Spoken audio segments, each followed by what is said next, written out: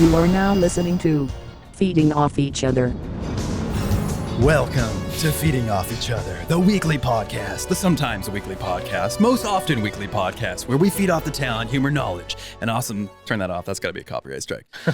Where we feed off the talent, humor, knowledge, and awesome stories of our guests and each other. I'm Matt Dennison, joined as always by Mr. David, Mr. Bister, tried to kiss my sister, tried to fist her, that he missed her. Now you find him on a lister. Wiggins, everybody. David Wiggins. To his left.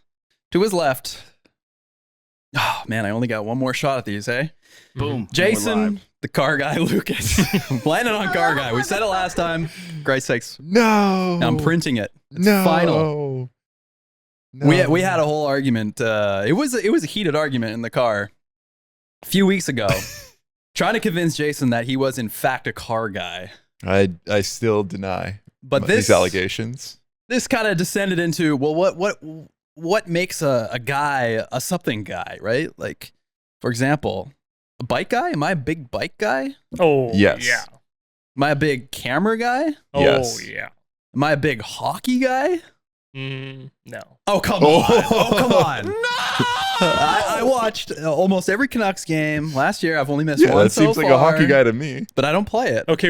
And I couldn't tell you many Wait, how many rules. Ks did you say? This is a Bleep that. This is a great starting point for the debate, though, because Does he look like a bitch? Jason has been into cars, consumed car media, whatever, for years upon years upon years. Allegedly. yeah. Allegedly. And Oh, yeah. he was saying, no, I'm still not a car guy. However, you watch one season of Canucks hockey, and now he One thinks season? This is a he attack. thinks you're a hockey guy. One season. You don't know me. I don't think the time is a relation to the guyness. Your argument was that you wouldn't know how to put together a car engine, and this guy wouldn't know how to. Well, no, he also No. said, I don't even own a car. All I have is Exactly. a truck. It's like Semantical argument. I've been at so many gatherings, parties, whatever, just like people. Okay, I'll stop bragging. Flex. Cool. You almost spit out your gum. Where we're with a group of people, and then Jason and some other guy start talking about cars, and I'm like, all right, I'll fuck off, and I'll go over here and talk about something I care about, like Yeah. hockey. And I'm like, hey, Jason, he loves to talk about cars. That's his thing. And him and Kaz, they always used to be like, oh, you see that car? Oh, that car dropped. Oh, da da da da da. And I'm like, I can't hang. I can't hang at all. I can barely hang when people are talking about bikes. I'm like, did you see the new bike? Did you see the new tech? I'm like, no. Do you know how it works? No. Will you ever? No. So I've been there while Jason's being a car guy. He's definitely a car guy. I'm beside car guys. Car adjacent. I'm a car adjacent. Car Jason. I think you can only be maybe a 3-thing guy. What? Like you can only be a guy of. Okay, maybe so 3 what are your things. things, Dave? Hockey guy. I guess. What? I guess. Jesus Christ. You're like, you remember that game in 1985? Canucks versus Canadians? And you spend half your time in the office looking at your fantasy hockey underneath the desk. Yeah. I gotta check in. And you're like, I gotta leave, guys. I gotta leave at 10 a.m. in the morning. I have a hockey game tonight at 9. I gotta prepare Play my hockey, dinner. you religiously follow hockey, you play fantasy hockey, you're definitely a hockey guy. Okay. I guess I would feel like a fraud because I'm not that good at This playing. is the thing. I feel like that's the same thing with Jason. He's like, well, I can't say car guys because real car guys could be like, no, you don't know shit about cars. Yeah. It's like, just own it. Just own it. I'm Be the guy. I'll be be the a guy. hockey guy. Yeah, sure. I'll be a hockey guy. You're definitely All right. Well, what are the other two things? I'm like a joke guy. All right. Joke guy. I don't think so. I like I making don't know. jokes. Yeah, you make them. You try. I would say you're a movie guy. You're Definitely a movie call guy. for the movie. Movie Yeah, I'm guy. definitely you know? a movie guy. I feel more qualified to be a movie guy. Yeah. Definitely a movie. Yeah. You got to do something better than joke guy. Can't be a joke guy. He's a nice guy. Yeah. Well, that's also very subjective, but Good movie, by the way. The Nice Guys. See? It is a good movie. yeah, that recall. Your references are sick. Fire, bruh. Well, what else? You got some depth to you. Now you have been mountain biking twice. A mountain bike guy. The thing is, if you're a guy of something, it's usually more of a surface level thing. You know what I mean? Like you're not like, Oh, he's an introspective guy. You're probably like some sort of computer guy. You're like graphic guy, art guy, graphic design guy. Nah. Oh, So you're looking for your BS. third thing? Is that what you're saying? No. Movies, hockey, and jokes. Comedy. I love comedy. I consume a lot of comedy. I make a lot of jokes. That's Yeah. true. That's fair. You can have it. Yeah, we'll let you have it. Sure, Jason. What are your things? If you're not the Not goddamn car car guy guy. that we all know you are, Bike guy, Yeah. for sure. Shocker. Like camera gear and electronic guy, for sure. I don't know what else. I'm so starting that's why he's leaving, because he's trying to figure out Third the one is third. the car. He's saying he can't think of a third one. If only there was something on the tip of our tongues. I feel like I'm more into like movies and pop culture than cars. Okay. You're allowed it. Yeah, thank you. Now, is a truck a car? Because It's different worlds, in my opinion. And hear me out. Because a car guy would go to car meets where there's like tuner cars and all these different types of fast fuckboy cars and all these other things. Truck guys usually go out in 4x4 and out into the mountains. It's a very different scene. It's kind of like road bikers and mountain bikers. They're both bikes, but Yeah, but they're you'd very say you're a different bike guy, and I would use car as a umbrella, like automobile term. Oh, well, then this changes things. Okay, That's what I mean. Now, we were arguing for a long time about like Hours. Jason, yeah, it was probably upwards of an hour. Maybe 40 minutes. And technical. I mean, we don't. Our conversations aren't this sustained, so it seemed like a long time that we're on one topic for a long time.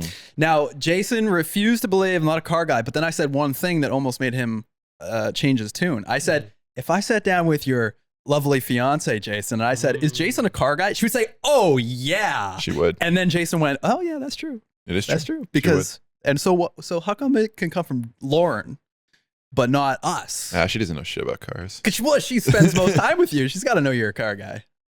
Yeah, it's true. I don't know. It's fun to argue about. Well, I'm a cargo guy, cargo pant guy. I'm a Wait, what was your three? I'm a Bikes, ladies camera, guy. bikes, camera, and ladies. That's pretty sick. I don't know. What am I? I'm a film guy, Yeah. camera guy. Pretty obsessed with that. Like Family guy. family guy. Oh, I I'm a wish I cable had. guy. Paul Blart Mall Cop guy. I don't know. I'm trying to figure it out too, fellas. I would say my alternate one too is music. Music. I'm pretty into music. Yeah. I mean, don't know about that. what do you mean? I listen to a lot of music. I grew up playing drums and piano. Oh, that's fair. Yeah, My yeah. dad's enthusiastic about music, so we talk about it all the time. He'll corner me, talk about drums for an hour. That's true. Dave's hidden talent that we haven't revealed on the pod is you can name most songs within. Oh, yeah, I'm like good at the that. game where you hear a second of a song. Dave's really good at that. Yeah. I would say as much as I'm a movie guy, I'm a pop culture guy, which would include music. That's true. You're up and up. Well, final pod. We're going to spend 40 minutes talking about what our interests are. Riveting stuff, fellas. Riveting stuff. But as you probably know, this is the final pod. I've been very particular with my words now. Okay, I've been saying for now. I've been saying hiatus. I've been saying indefinitely. Because I don't. More like goodbye, Adis. Am I right? Don't hate us Goodbye. because we hiatus. I'd don't want it to be a hard end. Although I would what she say all said. three of us are hard right now. I want to leave the possibility for future pods. I want to leave a little something out there for you never know, right? Speaking of which, I have a fun fact of the day. Speaking of which, why the fuck was that? I was gonna say going into the Wayne Gretzky thing. Oh, that too. Do that first. Okay. I was trying to transition. Well, that's why I think Jason's leaving us. I think he's trying to transition. And he's Yeah, I'm not opening. transitioning. Go Go ahead, on. Dave. Go ahead. Oh, I was Fat just guy. I was saying that I before the pod, and then Matt yelled at me for save it for the pod. I did yell, top of my lungs. Yeah. My lungs. It was really shrill. I watched footage of Wayne Gretzky on his final hockey game of all time, Big hockey guy. and I was like, going to this pod, I feel like Wayne Gretzky going into his last game. Greatest at in each medium. But one of the cool things he did was he played the game with like 30 different sticks so that everyone on the team could get a game used signed stick from him from his final game, because he knew Wow. how valuable that would be. That's cool. Yeah. Whoa. So maybe you want to chat on like all of our microphones at least once or something, or This was spoken into by Dave Wiggins on the final episode. yeah, that foamy's got his saliva. I did mic test all of them. So yeah, before we recorded. So we all have COVID now. Good. Mhm. Well, I appreciate the Wayne Gretzky analogy, but I don't want to love it because it's so final. Wayne Gretzky wasn't like, I'm leaving, this is my last game, but I might show up for one more game or two, Michael Jordan came back. That's true. So let's draw an analogy to Michael Jordan then. All right. Well, I'm gonna get a crippling gambling addiction. I'm a man. Become a meme and be mostly known for the meme and not your career. Wait, what's your fact? Oh, you want to hear the fact too? Yeah. Matt's not gonna like the fact. The phrase "the end" at the conclusion of movies dates back to the early days of silent films. Before the rise of spoken dialogue, directors used "the end" as a clear signal to the audience to know the story was over.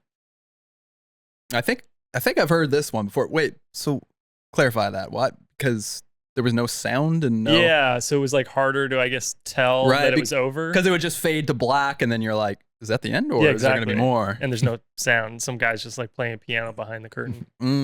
Well, off to the Great Depression. To the Dust Bowl. This podcast is just gonna fade to black. This is is 47 hours of black. A Great Depression. Actually, one of our least viewed episodes of all time.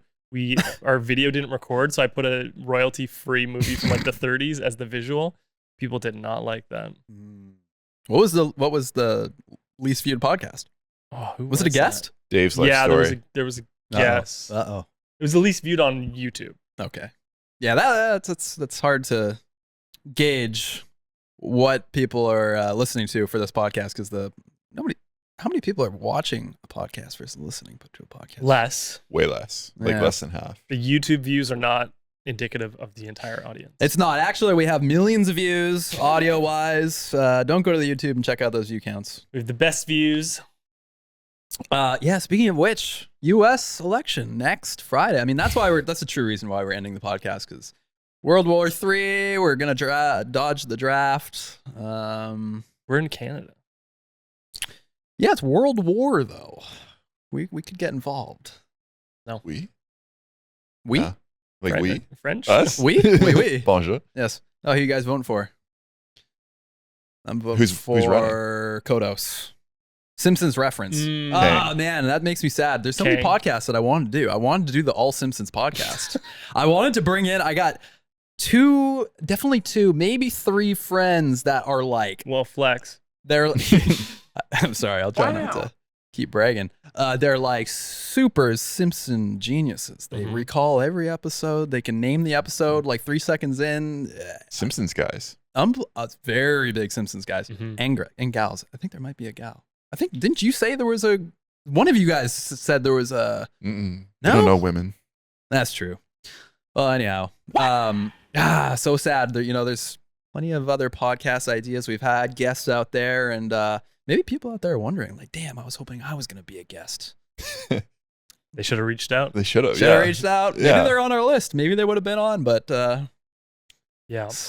We only had one person that was on the horizon that we had to cancel on. That's true. But they also rescheduled for 8 months. Yeah. Yes. Yes. Yeah, and I actually very happily just deleted that from the calendar. The can got kicked down the road too many times, and then we were like, sorry, the podcast is ending. Yes, but actually that person was working on some big stuff. Netflix? Movies? Netflix? Yeah. Too bad. I just swallowed my gum. Oh my God. Gross. How was the cup? One final cup check. Oh, it's pretty bad. Is it really? Yeah. Let's see. Dave famously doesn't wash his cup. The scum is back on the cup. I wash it, but I drink only green tea out of it, and it's just green tea residue. It's not just green tea residue. 100% it is. You telling me there's no mold in that? No. Why would mold not go I in don't it? believe anything Dave says about this cup, because last time he's like, it's not, it doesn't come off, it's stained. Yeah. And then he takes a fingernail to it and immediately scratches a. You can't tell me there's not mold on that. Mold doesn't care for green. Like, I'm cleaning it, like I'm washing it every time. Big denial guy over here, huh? Mm-hmm. All right, well, we got a lot to cover. We're already 15 minutes in. We got 5 million questions. We got speak pipes. Why don't we jump right into some of this? Some of this fan Fan lore. question. We Yeah. have, I have speak pipes if you want them. Or you want to do the questions? I feel like let's start off with the Instagram. I like Sure. the speed pipes. Let's leave the speed pipes for last. Sure. We got a lot, so let's just kind of fire. Yeah, through let's them. fire through 'em. Yeah. But we threw up one of those questions on our Instagram stories, and you guys wrote in. So let's hear what you had to say. Dave, You want me to go? please. From username S. Oh God, Skizzle. just say it. Oh, I got some of that on my foot once. They said, It's in his cup. they Yeah. said, damn it, Jason. Am I right? Yeah, damn it, Jason. Really turn this thing upside down. Another one from Harrison was it worth it? Was what worth it? I don't know. Living, being born, the pod. I mean, it was Everything's worth it. It was everything's worth it. Here's Yeah, a- hey, hold on, Dave. Slow down. Let's fire through You these. literally Wait. said fire through. I didn't I think didn't there even was. say a thing, and then you're ready for the third one. Sorry, I got tunnel vision. I'd say it was worth it. The memories and the friends we made along the way. Oh, we made some cool connections. Yeah, I mean, it was Mhm. not financially worth it whatsoever. No. No, spent about $57,000 on the equipment alone. Mm-hmm. Traveled to the ends of the earth. Mhm. Literally, yeah. Went to North Carolina. Which Yeah, is the end of the earth now. It is. Yeah, it was worth it. It was a good time. It's good to just do something different, and I love just trying something different. Who knows where the tendrils of this thing go? you know? Exactly. Maybe you get hired for a crazy job one day because someone was a Chother. Maybe we get canceled. Maybe someone Yeah. digs up something we said in episode 7 and front page pink bike. Entirely possible. Entirely. When we ranked Entirely all those. Yeah. Mm-hmm. Next question. This is a cute one. Oh. What has been your favorite memory as Jason's friend? Jesus. I don't know, Jason. Well, the first time he left or the second time? No. Yeah. Kidding. I don't know, man. That's a tough one. Mm-hmm. I have fond memories of the, just like being out the jumps, making the videos for fun, that kind of thing. Digging. I don't know. We've talked about this lots. Lots of drinking, lots of clubbing, lots of living our life in our young 20s, Sorry, that's a bit early long. 20s. Mm-hmm. I don't know. Pick one. Pick one. Jeez. That's a tough one to recall. You got one? There's so many things. Next question. We've been fucking friends for most of our lives. Doing the I fucked your mom video. And then I got Hold up. Play the Pornhub sound. we took a photo, like we didn't really know each other that well at this point. It was Mhm. early in our collective friendship. But Jason and I play like old good friends in that video, best friends. And we took a photo of each other, like a selfie where we're like supposed to be partying, and then I wrote like best friends forever, and that was Jason's contact in my phone for years. Wow. Yeah. We were just talking about this. All of my contacts, their profile pictures, they're like 10 years old. I Mm. refuse to change them. Got a lot of 10-year-olds in your phone? Is No. The photos themselves are 10 years old. So people will look at my phone, they'll be like, why is my photo so old? And they get embarrassed. But that- that's Wow. just what happens. That's fine. It's a locked in. friendship longevity sort of thing. Yeah. If you change it, you're going to be like, who is this? Plus, I got a little dirt on you because I got embarrassing photos. Yeah. I don't know. Best memory? Jesus. YouTube Space. That was pretty cool. Mm. I feel like I've referenced that 900 times on this podcast. It's okay. My favorite memory was when we're together and then I have to Jason gets recognized and I take the photo with the fan of Jason and they say, they look at remember I tell you the story, they looked at my shirt and they're like, I fucking hate that. What's that? Because it said I fucking hate that on my shirt.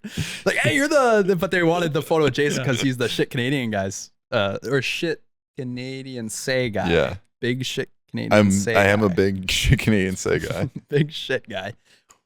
Yeah, I don't know. Fuck. That's good. Next one. Is Jason gay? And then Well, follow up from the same person, JK, of course. Well, that's, transitions very nice Yeah. into what I was saying earlier. I think Jason's getting a sex change. And he's not telling Well, those are us. separate things, Matt. So Yeah, this is the cancellation uncomplicated. conversation. Someone's been watching too much Kill Tony over here. Doesn't have to be different things. Could be a mixture of a lot of feelings, a lot of. It's Don't pretend you know everything, Dave. You don't understand all the complexities. moving on. R.I.P. from Greg Campbell. R.I.P. R.I.P. Spooky. Oh, here's a cute one. What was your favorite episode? Absolutely loving the pod. Big Chother here. Tough news Physically for you. or favorite episode? Yeah. Ooh, should have probably prepped for this I'm one. going to say first thing comes to mind, pleasantly surprised by the Dylan Stark podcast because we really had to like grind kind of in the DM to like line it up, and he's a busy guy and he's like, he doesn't have a manager, let's just say, so he's managing himself, and he's at Crankwares, he's doing whip off, he's crashing, he's whatever, and we finally got him in. It was great. He was also very nervous about it. I was a little worried he was going to be like high out of his mind. When he showed up, he was high out of his mind, but amazing storyteller. That podcast should have went on for like 8 hours. It was awesome. Mm-hmm. Yeah, that was a great one. That was definitely really hot Also, we were there. all like delirious. We almost felt high ourselves because it was like 10 p.m. We're all very tired. Yes. I would say, I think a big get for us was Amelia Johansson the day after he won Joyride, the morning after. That was cool. Yep. Yeah. Also cool to ruffle some feathers, get Kendall Gender on the podcast, and just kind of And punch, Venus. and Venus, and punch outside our our usual kind of weight class, Mm-hmm. do something different, and boy, that pissed some people off. Yeah, fuck him. Dave, favorite episode? The Centurion. That was What? good. You said you hated that. What? I like it in concept. Oh, okay. He hated that? Yeah. Go on. What did he say? He said he hated the experience of doing that. I hated the experience of being hungover afterwards. and hated the whole like you were recorded intoxicated. Oh, yeah, that too. Yeah, it's gonna be like 2 years from now. You guys are gonna be hitting me up. Hey man, I got a corporate job. Can you delete every one of the podcasts? It's not an impossibility. I'll definitely make sure I don't do that. I'm gonna download every episode first. Yeah. That's actually only happened once to us. That I think once that someone came to us, said, "Hey, I have like a job. You got to delete that video of me now." Mm-hmm. We did it, Of course. but I'm not gonna do it for you. And you shouldn't. Fun fact about the Centurion, I went through Spotify. You can do polls like per episode. You can put a poll on it, and I put, was Centurion worth it, or was it a good idea on the Centurion episode, and it was like 50-50 yes and no. There was 4 people who answered it. It's like 10. And 2 of them were Dave on his burner account and his regular account. He said no. I said yes and no just to, Centurion was fun. I was almost thinking we should do that for the last one, but That's what I said, and Dave was immediately like, "No." well, someone suggested we do it with vodka. Yeah, and that sounds like a good way to truly die. That's like the guy who called in, did it with Crown Royal, and died. All right, next question. Next. We gotta really fire through them now. Yeah. What does each of your typical day look like? Does Dave only work at IFHT? Because no mountain biker. He was trying to compress strategic use of characters. characters. Yeah. Oh, What's I the see. typical day like? I hate when influencers make the day in a life of, Ugh. and then they just cherry pick like 2 things. They like went to the gym. They made a spent- smoothie, and then the video's done. It's like, okay, show me you waking up. I want to see you brush your teeth. I want to see you looking like shit. I want to see you struggling with your mental health. Show me everything. I want to see you ordering skip the dishes because you're too lazy to make the food for yourself. Mhm. Give me it all. That's my day, by the way. Yeah, I agree. Wake up, 6 a.m., crush half a pack of cigarettes. Never start a story with you woke up because that's obvious. Well, what if I pull an all-nighter the day before? And you didn't wake up I never because woke up. then your day never ended and it's the same day. Yeah, what's your day look like, Dave? So I'm awake. Okay. Steroids. Let one out. Oh, sounds boring. I don't know. What do? We edit videos. We write new ones. We send emails. I look at my fantasy hockey Look at my fantasy 14,000 hockey. times. Talk to my friends about fantasy hockey 14,000 times. Then But I'm not a hockey guy. I'm not Not a hockey guy. I feel like I got attacked. Yes, you are. This is what we do on this podcast. attacking off And each you other. will miss it. Yeah. Yeah, that described every one of our days, Yep. basically. Yeah. You work with us regardless if you mountain bike or not. And sometimes we make you go mountain biking anyway. Yeah. What'd you guys have for breakfast? Let's just start there. Okay, let's make it easy. Okay. Oatmeal. Coffee. What did we have? Oh, we had the full American breakfast this morning. We had the hash browns, scrambled eggs, and PB&J and a coffee. Oh my God. Love a big breakfast. Sounds good. Cool. All right, moving on. Next Great. question. Awesome. Cut that. Brother. Bad question. Blame the question, not the answers. Are you guys going to get another person for Mahalo, my dude? No. Probably gonna focus a little bit on some like personal kind of content around myself. Probably experiment with some like other people coming in or whatever, but no, there's no like replacement. There never really was. It was always like a group of friends, right? As one of you guys described, it was like a revolving door. Yeah. But Good way to also, put it. yeah, Not in a negative way, because that is sometimes a negative term, but more like a carousel and sometimes, like a carousel of horses that dance around. I don't think the revolving door has to be a negative thing. It is usually. It's like your company can't hold on to like. All right, it's fucking Employees. negative. Well, look at it. You're leaving twice. Kaz left. Andrew left. When's the last time you seen Ollie? Always Yeah, around. it's just weird because it's like you put your life on YouTube and people watch you grow up. Like people are like, no, don't leave. Do the same thing forever. It's like Jesus Christ. I'm like, we're in our 30s. We have real life to deal with, big decisions. It'd be nice to just do the same thing every single day and like, but people have to pivot. We have to do different things and just figure things out. And it'd be nice to take a pause because we've literally been on the hamster wheel for almost 15 years now, nonstop grinding. In one way or another, hasn't really ever been a period where we're like, hey, let's just, maybe I'm forgetting, but there's been lots of pauses on the channels, that's for sure. But it's always, we've been doing something. Yeah. And in the back of my head, I've always thought, it would be nice just to have like a month, 2, 3 months of just no hamster wheel. No, what's next? Got to pump out the content. And I definitely feel like 4 years ago and like basically in the 2010s, the YouTube mindset was like content every single day or content at the very least every single week, same day, same time. You got it. And then that kind of changed. I think there was a little bit of a shift of quality versus quantity, but still, it's just a shift, just giving space for something new. Right. So yeah, there's no new person unless, I don't know, someone out there who's extremely famous, extremely powerful, a lot of great connections, wants to step up and be the next face of all, my dude. New dude. The new dude. But All of my new dude. Next question. And we'll talk more about that later too. We'll get into like I'm what's a man. next. So yeah, similar questions. Loved the pod to listen to when studying. Question: no more videography. Studying. That can't be a good studying session if you're listening to the podcast. It's either you're not listening to the podcast really, like it's just noise, Yeah. or you're not studying really because you're Half paying and for it. half. Don't listen to the podcast No. when you're studying. Listen to some like focus, lo-fi beats on Spotify, something, music to chill to. Maybe they're studying the podcast. Maybe it's because I'm learning how to live. true. That's deep. Maybe it's because the podcast is such a snooze fest that it's basically white noise. Also, second part to that question was no more videography or no MTB in your life? Question mark. I think we answered this before. That was from Jerome. And I said I'd always make videos or something. I think you guys were shocked by that too. Shocked by what? Shocked by my answer. I just remember I said, I don't know.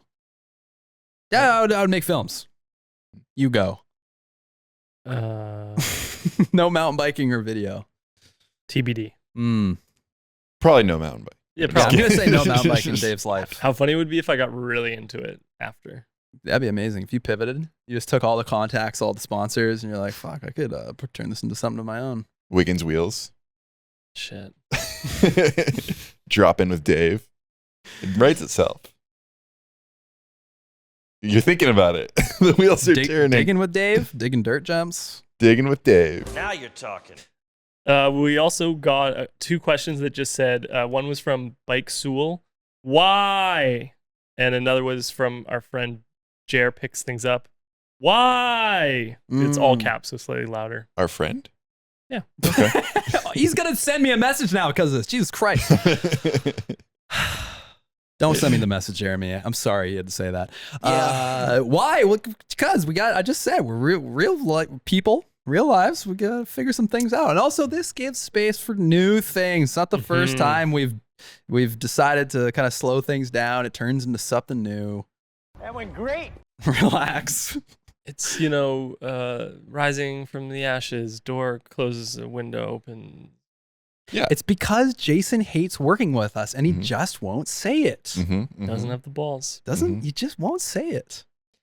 We got a question from former guest Kelsey. What are the Chothers supposed to call themselves now? Still Chothers. Yeah, once a Chother, always a Yeah, Chother. it's Chother for life. Yeah. Chother Nation, Chother don't Town. Get the face tattoo. If someone gets a Chother face tattoo, maybe we'll keep it going. Well, you definitely got to do one episode on that. They could be a guest. Sure. Yeah. Oh God, I hope that doesn't happen. Next question from Kale. What's the best and worst fan interaction you've had?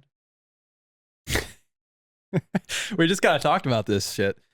Yeah. We got a lot of emails from people who want to show up at our office and they want to hang out and they want to travel very, very long distances and they want to come visit us. And we try very hard to protect where we are stationed and where we operate from.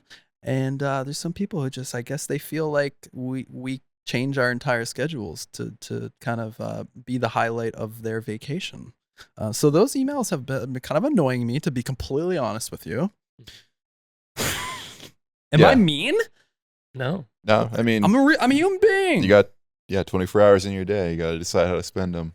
And it's not just like one email. We get a lot of those emails. I kind of get it if it was 1995 and you just didn't know, but like the internet, if you're going to, Whistler, just look it up.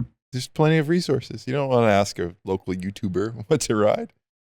Yeah, the YouTubers in 1995 were a lot different. Yeah.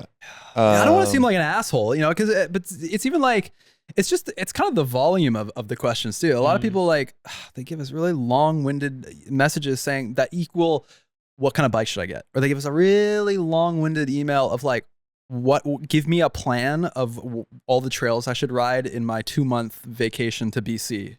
Tell me all the spots I should hit. It's like, okay, if my best friend asks me that, I'm going to go in, I'm going to write like the best email. It's like, I need to make a copy paste email to these people, and it's like, I don't want to seem like unapproachable that you can't ask me, hey, what are some tips? And most of the time I'll just say, I do respond.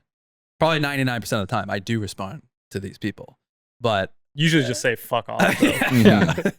You copy and paste that one. Run, bitch! What did I say last time? Right. But I don't know. It's just I'm an asshole, so I can't get away from that. No, it is a weird thing though when people feel like they know you and you don't know them, and then they have this level of familiarity, and then they think that's going to translate through, and then you're kind of in an awkward position. It's like, by all means, reach out, ask me a question. Just keep it short. Just keep it short. For everybody's time. Just keep it short. I'm there for you. A lot of times, though, they'll ask me, what bike should I get? And I just say, ask Jason. Jason knows what big bike guy over there. I don't know bikes anymore. Yeah. And it's hard because they're like, what's an entry-level bike? It's like, we don't know entry-level bikes. That's not our world. We're not up to speed with what's... Go to your... There's the internet for this resource. Exactly. The reality is... we get given bikes. So we're not actually fully researching what's the absolute best bike for my money across every single brand. At every level. Yeah, so I mean those questions, because of the sheer volume, that's a little bit annoying. An in-person interaction, I don't know. They also asked about best reaction. I also got almost beat up at a club in Whistler, but we won't get into that. I don't know. They were a fan, but nearly I almost Former fan. I almost got the shit kicked out of me at the Mojo's establishment. Nah, you could have taken them. But too bad the pod's ending, and or else we could have dived into that. But maybe they'll have me on their podcast. Ooh, good hint. And where exactly can I find? Shut up. So that was your best interaction. Well, that was probably my worst interaction. Shut up! That one was fucking awful. And I do sincerely apologize to that person. But anyways, the best reaction? I don't know. Jason, you do some talking. I was only gonna think of bad ones. You got a bad one?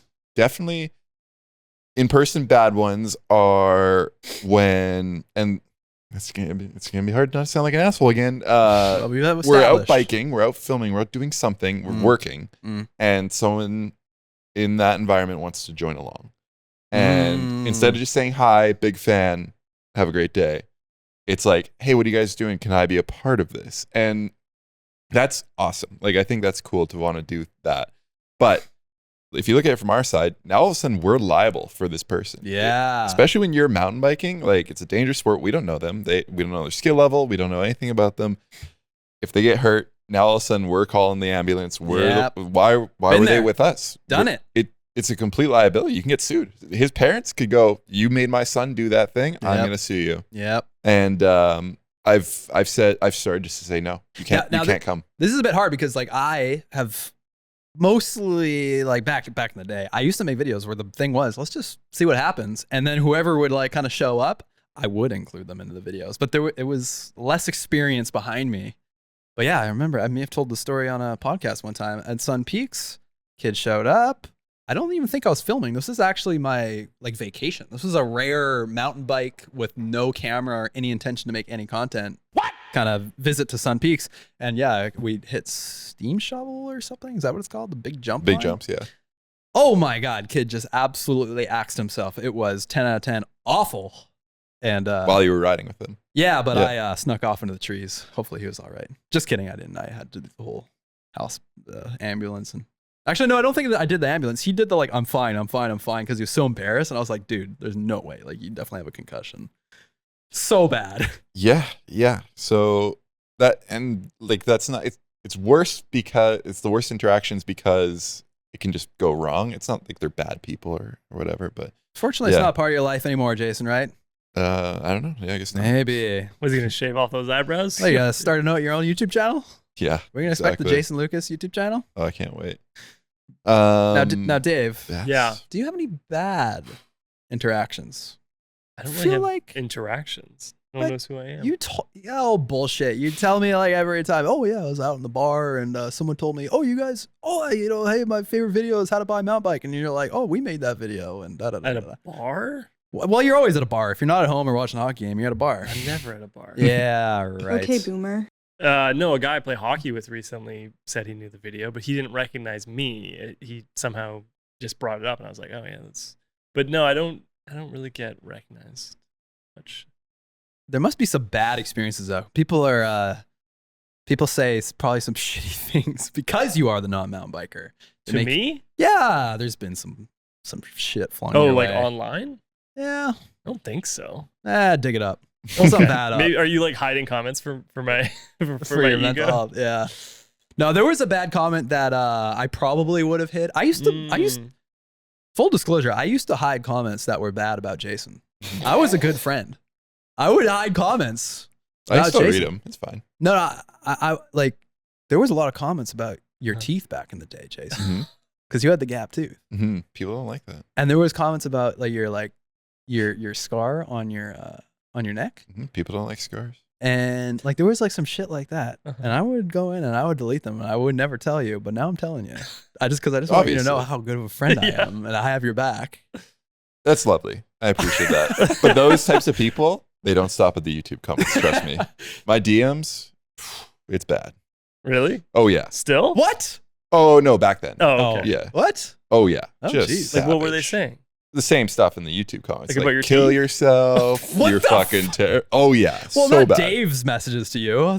No. Of course. Dave's were like, please kill yourself. He was very polite about it. Yeah. Canadian. Yeah. No, yeah. It's crazy what people will write online. Yeah, well, the reason I bring this up was because there was a message. Let me just pull it up right now. Mm-hmm. Okay, now I think I might remember what you're talking about. Now we send each other messages. We screenshot captions or sorry, comments that make us laugh, and we share them amongst each other. Right now, this one I shared Got a thumbs up from or a laughing emoji from Dave. No reaction from Jason. So I assume that it hurt his feelings. Okay. Now let me read this out loud. This is from Philip Walsh 2567. He deserves his full name to be. Well, it's a username. It's a public. It's a public message. Philip Walsh. One day ago, he said, "Yo, I think you guys should keep it going. Jason is great, but in my opinion, I don't think he will be tremendously missed. You guys could just find some other cool guy to fill his seat or do the show without him and focus more towards your comedy with little bits of mountain biking sprinkled in here and there, not to mention all the other mainstream and more obscure extreme sports that people are passionate about. Either way, I've enjoyed listening to the show and wish you all well in your next adventures and quarter life crises." I didn't react to it because I was with Dave when we read it. You're in person. I laughed out loud at that one. That's fucking savage, dude. It's not that bad. Well, in the grand scheme of death threats and like, I don't think it came from a place of them not liking Jason. I think it's more of like, please keep it going. You guys won't actually miss him, I swear. Like, do anything to boner. Yeah, I mean, we'd all love it to keep going, but like I envisioned if I was in the Jason position, it would have just been my name in Jason's place. You know what I mean? Like, it's fine. you could only hope that people would be that eager to keep you around, but It sounds like he's a fan of the podcast, and Yeah, he is. yeah, it's a great thing. It's a good interaction. Man, Yeah, that was funny. I mean, I would tremendously miss Jason though. Of course. If I was the fan, and if some of my favorite podcasts, if they said we're stopping, I would be pretty fucking upset. I am upset about this ending. Possibly indefinitely. yeah, it's indefinitely. I am. It's like the denials that you break up with your girlfriend, and you're like, we're still gonna hang out, right? Yeah. We're still gonna see each other. We're still gonna be in love and spend all our time together, right? Yeah. Right? It's still gonna be the same. You have my things. I have been upset. I've gone through some waves of like real life moments where it's like, damn, shit, it doesn't last forever. Things die, things go away, things are destroyed, things get swept away in a river of sadness. Dust in the wind. And there's a little bit of that, but one door closes, another opens. Yeah. Anywho, next question. Fire. Okay. Man, I'm gonna miss our group therapy in these podcasts. I love it. What does it say? One was, I hope you all get iced. I did not prepare for that. I'm guessing no one else did. Nope. Okay, this is for you guys. What's your MTB content creation hot take? Ooh, I do like this question. And I need one moment to think about it. Matt, do you need a moment? I got it. I'm going to say mine, and Jason's just going to say, I agree. So I probably will agree. We're of the same mind, usually. Mine is, I think everyone is in a race to the bottom right now. And it's not good. And people should say no to things more. Bottom financially. Yeah, financially, and and a bit in, and I think we're also guilty of this sometimes in a ideation sense or content sense as well. Right. That's it. Now explain like I'm 5. Explain like I'm Philip Walsh 2567. Well, he doesn't give a shit what I say. Well, he may have tremendously missed your point there. So yeah, I guess in terms, financially race to the bottom, meaning people will take whatever deal they can get, and that is harmful, especially if that is like for, if you're doing something just for free product, or if you're doing it for like a 10% discount on that product, like then also all of a sudden you're creating the content around it, you're promoting it, but maybe you're giving your opinion on it. It's like, I do think there should be checks and balances in terms of what these people who have audiences make and say. Yeah, I think like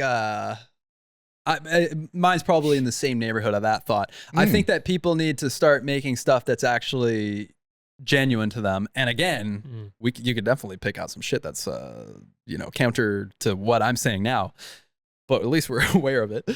I think people need to make shit that's actually authentic, that actually is like from their heart and true. And it's not just like, I got this piece of crap gear from China and I got offered, $1,000 to review it, or like they gave me an affiliate link. Same thing there. I don't think like, yeah. And it's just like too much focus on what's going to get views, what's the best thumbnail, what's the best title, so much focus on what are other people doing? Let me do it. Now, again, you can throw this shit back at us. I mean, it's like the reels we're making. A lot of this is like what's working right now.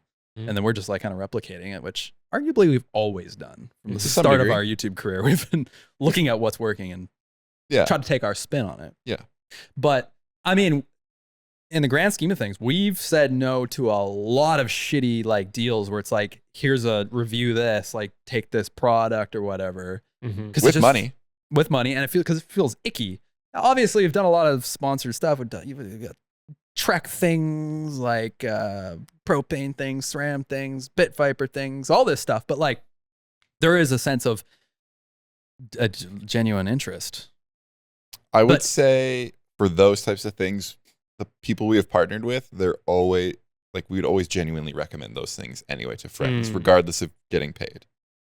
I'm trying to think of a. But there's other people who would be example, like, well, yeah, but I did the crappy gear because I liked it. But I feel like it's kind of like you got to check yourself before you wreck yourself. And we're even in this stage right now where it's like, yeah, well, I mean, yeah, the Trek thing, okay, or whatever. It's like you get owned by like corporation, you get your hands tied a little bit, right? Because you can't speak your heart out. You can't wear your heart in your sleeve. And you look online of like what's working for people. It's a lot of people just like being completely open about something that's like making them miserable or being, I don't know, like, it's sad because a lot of outrage does well. Yeah. It reminds me of being 15 and the like mountain bike comment boards being like, how do I get sponsored? How do I get sponsored? And you're like, you're just riding to get sponsored? Like, shouldn't you do this because you like it? And if you're really good at it, people will find you and come to you and sponsor you. And I think it's similar with content. Like, how do I get brand deals? How do I get sponsored for my YouTube channel? It's like, just go make good stuff. And like, Yeah. people will come to you, and then you can make your good stuff with those people. I think so many people start their channel with like, very low like subscriber count, and they're like, okay, I'm gonna review this product, I'm gonna review this product, I'm gonna review this product. But it's like, I don't know. People want to learn who you are and what makes you tick and what makes you unique. And I don't know, but some people are just trying to get fed into the algorithm of like, oh, well, there's gonna be a lot of people who are searching what's the best thing to get, this one, or what's the best, whatever. And we're not trying to call out any specific person. So There's no if you're out there listening and you're like, they're talking about me, probably not. But Talking about you, Steve. yeah, Steve Walsh. Is that a real person? No. Oh. For sure. No, but I mean like. a Oh, real that we person. know. Yeah. Yeah, no. I mean, this is like, because I want to continue making videos, and I do want to like pursue a more personal, genuine content about my real life and less just like having it fueled from a corporate sense. Yeah. Mhm. Yeah. I think you can see like channels kind of, racing to the bottom, kind of in a decline when it's all just like corporate. And I think there's a balance, and it's hard, and it's an ebb and a flow, and people are going to get caught into that trap, and you just kind of need to take a hard look. And I think this is kind of where we're at too right now, right? We got to take like a few months off and look at ourselves and spin the wheels and see where we're at. I think to your guys' credit too, as well, when you make stuff, it's not been like, I love this product. Like, it's not, usually it's like we have an affiliation with the brand, and then we're making stuff that we think is a cool idea, and then it's just like happens to be with a product. Always people who make stuff that's like heartfelt, or I don't know, just comes from a really authentic place. But I hate that fucking word, authentic, because it's like every influencer throws that around now. It's like that, even that gets, you can convince yourself that you're being authentic about a thing, Of course. but really you're not. So it's hard to check that. It's hard, really hard. Next comment is Jeez. from Podcast can be 7 hours long, eh? I am Craig Gentry. Please burn that fucking soundboard. Well, Craig, listen here, okay? Wait a second. Oh my God. Good Lord. You need Fuck to you, bomb that Craig. hard. We have got some hate we don't over. respect your opinion. We have got some hate over the life of the podcast about the soundboard. Not that much, though. There's been some comments. More about me than the soundboard. No. Jason takes it all personally. Definitely. You're inextricably tied to the soundboard. Like you hear fuck the soundboard and you're like, it's me. I mean, I'm like pretty surprised to hear that Jason's DM has once been filled with like death threats. I'm like, That's what? crazy. Over what? You never got a death threat? Fuck, maybe. It's kind of ringing a bell. Honestly. It's you try and push these things out of your brain, but they stay. Oh man, I don't know. I think we did get something one time. I remember something sometime I can't That was- remember. targeted towards us. Really? Yeah. You remember what it was? Yeah, it was for like an early IFHT video for sure, and it was like sent to like the IFHT like general email. Yeah. I can't remember. The I remember specifics something past that was like a little bit like, oh shit, what the fuck? But Yeah. it was all just Like actually scary? fluff. it was a bit fluffy. Okay. I don't know, but yeah, definitely was something. What's the worst video that you made or almost made? I think we already talked about this. Yeah, Yeah, we I don't did. know. Yeah. okay. Skip. I don't know. Skip. What was it? Mario's gelato. Gelato, yeah. I don't know. There's That probably- would have been a death threat-esque video. What about a worst Mahalo video? Worst Worst, Mahalo? I'm just thinking of like Excuse me. physically exhausting as the metric. I And think there's been a few like gnarly ones. I have a worse one in my head. Oh, really? The what was it? The foot down contest. Oh. Oh, that wasn't that long ago. It was only a couple of years ago. 2 years ago. Yeah, we went to Colorado. It was just so dark when we filmed it. It was just like, who gives a shit, kind of. We gave away a bike. It was really fun. Yeah. In the moment, it was- in it the was moment, fun, yeah. but- I remember that being a trip. pretty hard edit to just like That was a nightmare. put together. Yeah. Yeah, it was. We lost a lot of footage from that night too. Talk about corporate fuel. Oh my god. I actually got a memory on my Skee phone. ball. It said like 2 years ago on this date, and it was photos of skee ball. So what happened? We probably Oh. talked about this. Dave had it was like, we had 8 people in the room playing skee ball, and we were filming it. I don't want to say names, but we had a person filming for us, and Dave was in a position where he had to get a perfect score. It was like 3 100s in a row or something. I think it they're was 20s or whatever. Statistically, Like he had a very, very 1% unlikely. chance. Yeah. And Dave did it, and the place erupted, and Yeah. it was like we won the Stanley Cup. It was one of the great moments in my life. It was unbelievable. Like everybody was like, "Oh my god!" Like, the And place was vibrating. This was Dave. He was like, he was just like, he couldn't process all the excitement in the room. But everybody was like, "Oh my god! Oh my god!" He was like, "Ain't no thing." And the person who was in charge of filming didn't record. Or there was some sort It of was malfunction. No. It was a non-record. It was situation. it It was a reverse record. he or she reverse recorded. Yeah. Meaning they thought they were recording, but they pressed stop. Yeah, that was a deflating moment. I was like, can't wait to see this. Dude, that was like just sadness for like 3 straight days after that. I swear part of me was like, you guys have security cameras in here or something that might have been rolling? Like, For real. Dude, that was so upsetting. Oh my God. yeah. But man, I'm still proud of you for that. That was Thank you. unbelievable. Thank you. Unbelievable. All right, next one. Big skee ball guy. Mm-hmm. And he's pulling it up. Sorry. And dead air. Yep. And Mhm. Sorry, well, my Vamping. phone goes to sleep. Tell Jason if he Never start a story with your phone was asleep. Nice. We know your phone was asleep. Good callback. It's an audio medium. Tell Jason he's a pussy if he leaves. You're a fucking pussy if you leave, dude. See, that's my DMs. That's mean. Wait, you didn't even say his name. Put him on blast. Felix Ongley. All right. Are there any more questions? Wait, we got a whole different batch. Holy shit. Are there any more questions? I don't know. We got I know he's 3,500 cherry-picking. questions. I don't love that. Okay. Come on, just fire through. Fire through. The top Let's go. 5 Canadian candy bars. Top 5 American candy bars? Canadian. Oh, Canadian. Oh, that's so funny. I was thinking about this on the way here because I had a piece of Halloween candy at our visit to SRAM, and I had a Mr. Big. I'm like, Mr. Bigs are unbelievably good. That texture is so good. You bite through that chocolate, and you get this like crunchy, soft caramel, Little layer inside. Oh man, that is fucking good. I love that. I love a Wonder Bar. I love a Bueno. Are these Bueno? Is it Canadian? They are. okay. Bueno is not Canadian. Oh no, yeah, it's not Canadian. How about a Coffee Crisp? I believe that is. Yep, Yeah. definitely. Smarties can go to hell. Okay. Yep. That's not a chocolate bar. What else is Canadian? I don't know. Throw two more out Crispy there. Crunch. I really like Crispy Crunch. Crispy Crunch is good. Makes my teeth hurt now. Is that the toffee one? Yeah. Yeah. What about Glossette raisins. Oh man, I actually do like those. Yeah, I don't mind munch that. those things. What about Oh man, Eat more. Yes, eat more. Yeah. I will- That's Canadian. Oh, I love. That's also. I have influence from my dad. We'd go on like bike rides, and he'd go to the gas station and get an eat more. That's well, a eat more good makes power sense. bar. Yeah, it tastes Right? like a power bar. It's kind of like in between all chewy. candy, but Okay, controversial one. Mhm.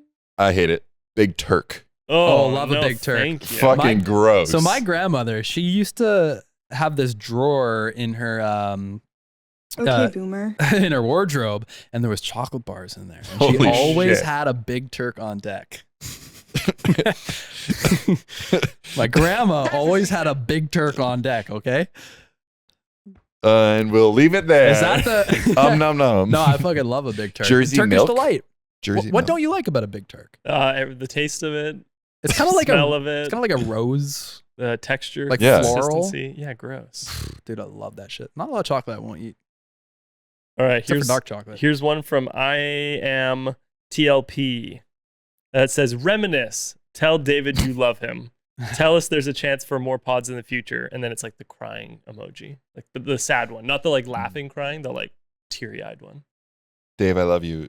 There's a chance Say for more it. pods in the future. Look at him and say it. I did. I quickly glanced. So I was going to play No, the you sound. didn't. I went Look at to- him in the eyes and say it. Dave, I love you. There's a chance for more pods in the Wait, future. you slurred through that. You kind Dave, of I love you. There's a chance for more pods in the future. Again.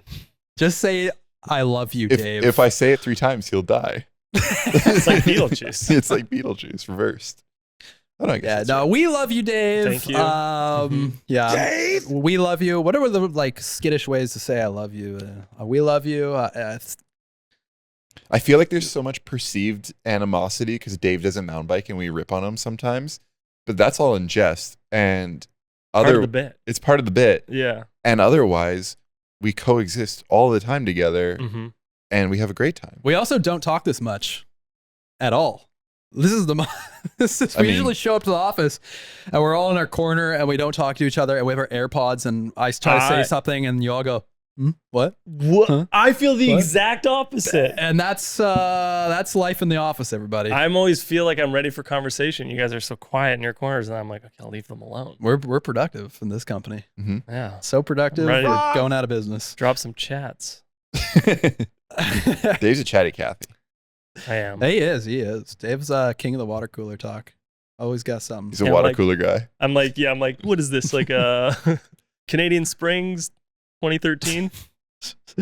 Oh, what do Oh. you guys top 5 Canadian candy bars? technical. Dave, we're trying to work. All right. And then he just goes back to his fantasy. Hockey I ball, got yeah. worms.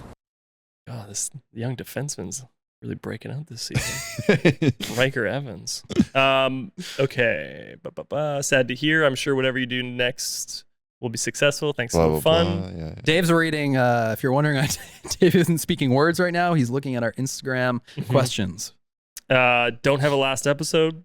Do I- That's not a question. Well, these are statements. It's a statement, and success. it has no weight on the situation. Will you have a duel except your weapon must be a bike part? I saw this question. Will you have I thought a about duel? preparing for it. No. They didn't actually form it as a question, but I was scared you were going to get mad that it was a statement. So I said, will you? I'm so sad. Y'all were so much fun to listen to while driving out to the mountains. Yeah. You know what I do? Mm. I see these messages. I saw a message from him. I saw a message from my Evan intern. Mm-hmm. He said, no, I need these to get through my day at work. Other messages, no, I listen to you all the time. And I get a little sad. I'm like, damn, yeah, that would be a little bit of a bummer to my daily routine, my regular podcasts, if it wasn't there anymore. Mm-hmm. You don't know what you have till it's gone, folks. And boy, is it going to be exciting when we come back in the year 2037. I can't wait. How large, this is from Go on. Lure Genie. That didn't seem sincere, Dave. Okay. How go ahead. large does a rock have to be before Uh, it's considered a boulder? Okay, I prepared for this one. All right. Fuck. I just wanted to talk about it. Go ahead, talk about it. Big. Like, can you lift it? No. I don't think that's the tipping point for me. You can't lift it. Great point. Oh, wait, can I lift it or can you lift it? The average human being I'm just cannot kidding. lift it. This Yeah, is yeah. a true Chother, by the way, from Chother Town. It's a great question. This is probably, man, this is one of the early podcasts that we brought this up, right? This stems from Old Whistler closing weekend, Oh. where our friend Mike Chen, Mm. he falls, on A line, he breaks his elbow. Yeah. And I don't know if it was in the video or maybe it was in the podcast. I said, Right. oh, he fell and he hit a small boulder. And then everybody was up in arms. I got death threats. That's not a boulder. People said you were gay. It's Yeah. crazy. So I looked it up. Okay. I Googled it. You guys want to know the answer? Of course. You guys want the truth? I want Well, you the can't truth. handle the truth. A rock is generally considered a boulder when it is larger than 25.6 centimeters or 10 inches in diameter. So This huge. definition is based on the Wentworth scale, a commonly used classification system in geology for sediment sizes. Rocks smaller than 25.6 centimeters are classified as cobbles, pebbles, or gravel, depending on their size. That's smaller than I would have anticipated. That's not the first time I've heard that. That's what she said. Wow. Fascinating stuff. Next question. We all learned. What's each Go on. What eats? can't fucking read. Come on, get it out. What's each of your favorite soundboard sounds? I feel like one of the best drops in the Mm. pod. I don't remember the episode. I don't remember it. It was Jason drops so quickly. I love the hair. Mm. I love the hair. There he goes again. And he just dropped it so quickly. And I love that. But I love a good fart, you know, a little True. squeaky fart. Yeah. There's love a farts are squeaky fart. good. one. This is a newer one. I like this one. Yeah, I'm talking about Mountain Dews, baby. That's a not good a, one. That's It's not a new one, is it? It's pretty new. Oh. It's hard. You don't like it. No, we've been talking. I feel like we've been talking about that. For It's so long. hard to use because it's long. Yeah. And I don't want to step on someone's story, but sometimes I'm like, oh, it's so good to use. Right It's now. hard. It's hard. It is hard. It is hard to have a guest in here. They do important things. People care about them. And then you want to play the Mountain Dews. Yeah. They're like, yeah, and that's how I survived my trip to Everest, nearly died. And you're like, talking about Yeah, I'm talking about Mountain Dews, baby. Yeah. Yeah, that's a tough one to navigate. Sometimes also people really get tripped up. I think we're pretty good at it now, but like when they hear a sound, also they like lose their train of thought or like their line of speaking. Jason's gonna put that on his resume in his next job search. Operate a soundboard for 2.56 centimeters. Is years. A soundboard guy. Oh yeah. Okay. Oh yeah. That one can probably take out car guy. Yeah, probably. This one's fun. You stoked Young Thug free? Love the pod. Nom, nom, nom, nom, nom, nom, nom. I'm not really up to speed on the Young Thug thing. Yeah, I He's didn't know not he going to be was- free for long. I There's didn't no know he way. was in trouble. What did he do? I think he got arrested for having guns and That classic. yeah, like they searched his phone.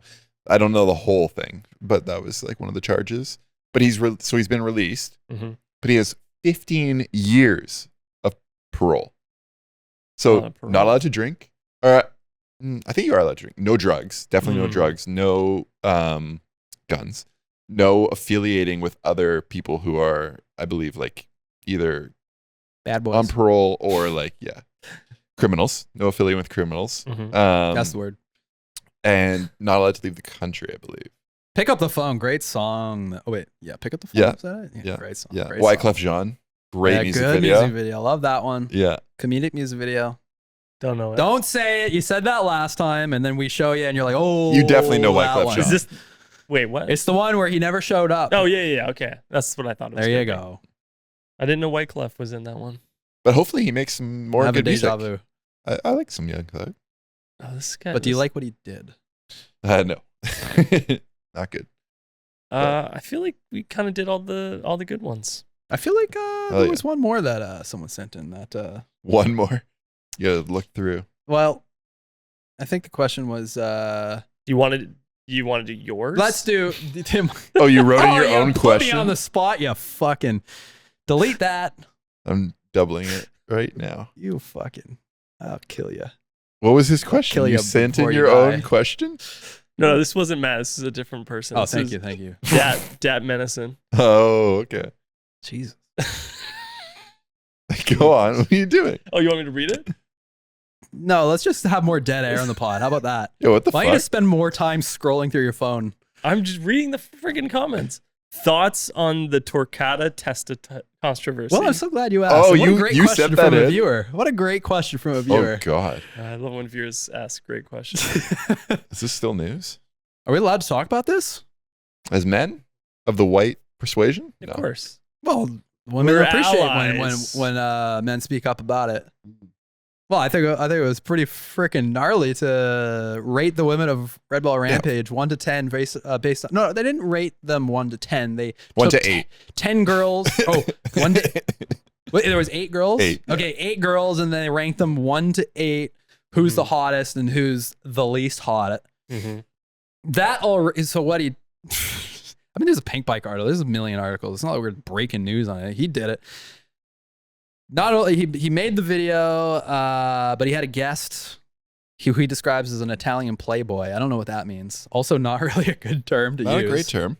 Playboy, who I guess, what does he do? He rates women, or he's kind of like his thing is sexualizing. He's a player. Sexualizing women. I don't know.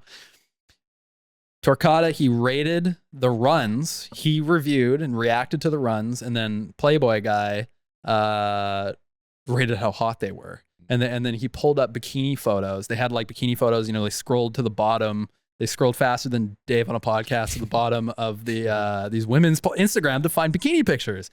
And, it's all in Italian. So hard, I don't know what was said, but there was some mean stuff said. So not only was it bad that they went out and made the video, they made so many poor decisions to go and produce the video, sit down. It's like when a plane crashes. It's never one problem. It's like 20 problems that all happened. I think probably the thing that made me really decide, okay, this is completely out of pocket, was when they were just like saying like awful things about like the women that they didn't find attractive.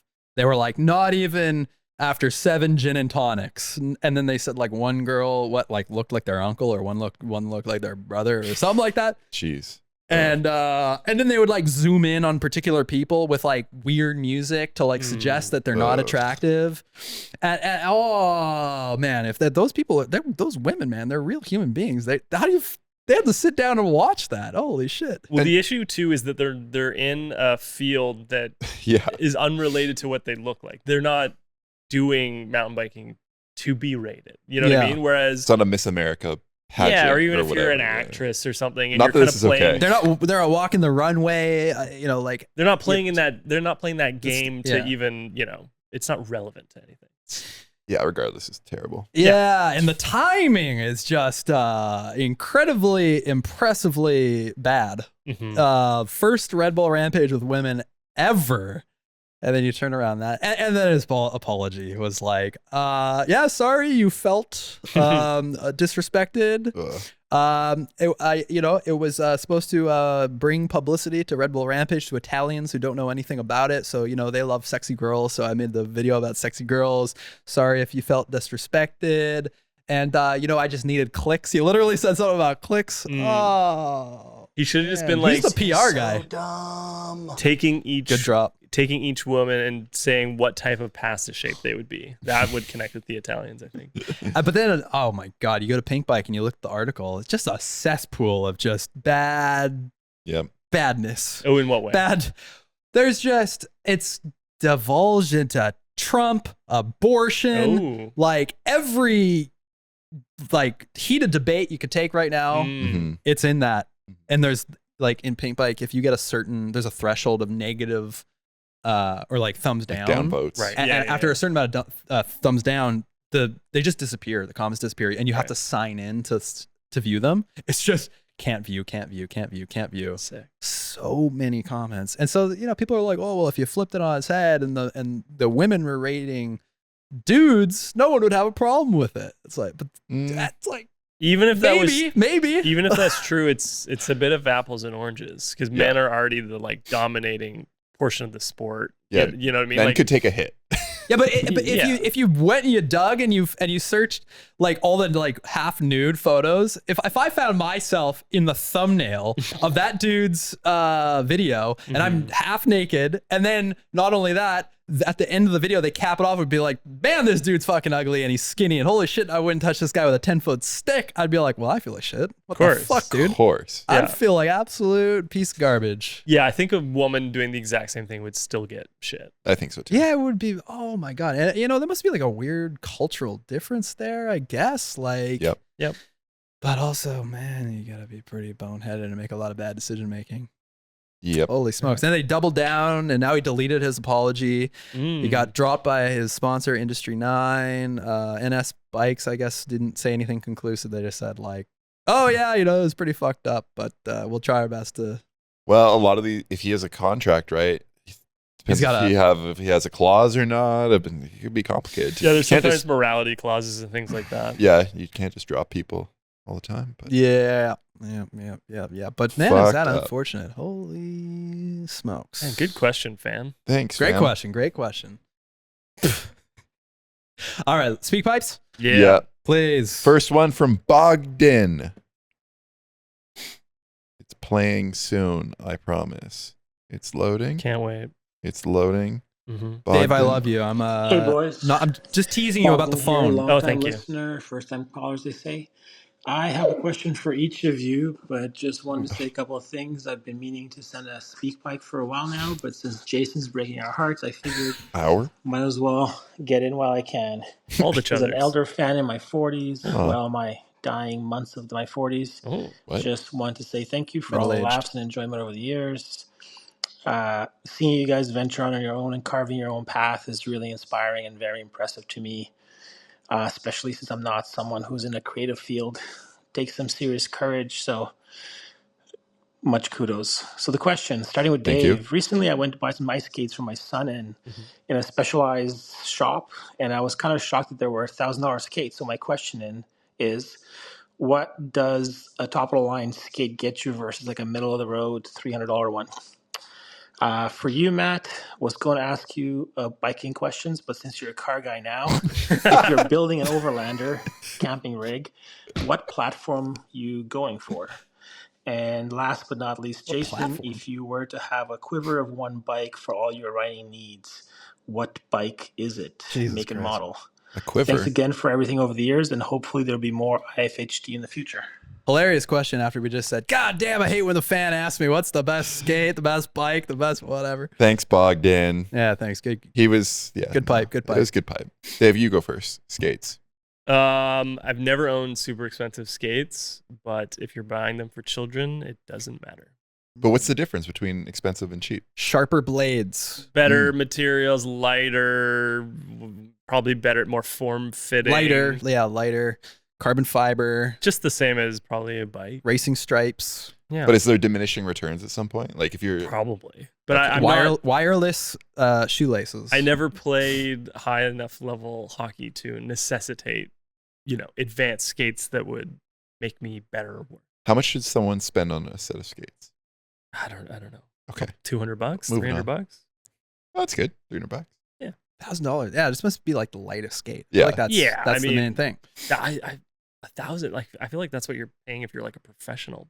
Athlete. Yeah. I've always wondered, like these athletes, they're breaking their sticks all the time, Mhm. and then you see like people like athletes like get mad and they break their stick over the like. Obviously, that costs someone money. They're Mhm. getting them for free. There's sponsorships. There's whatever. But like, Yeah. someone had to pay for that. The team is paying something. And so, like, I always wonder when someone like gets pissed off and they break the stick. Is someone like, God damn it, JT Miller, again? You had to break the stick. Fuck, that's the 5th one this week. I think it's all factored in. It's all Yeah. write-offs. Yeah. It's like I'm not a car guy, but I'm going to do an F1 analogy here. Apparently, I'm the car guy. When the race car driver, F1 driver, crashes the car, it's like, well, that was $3 million.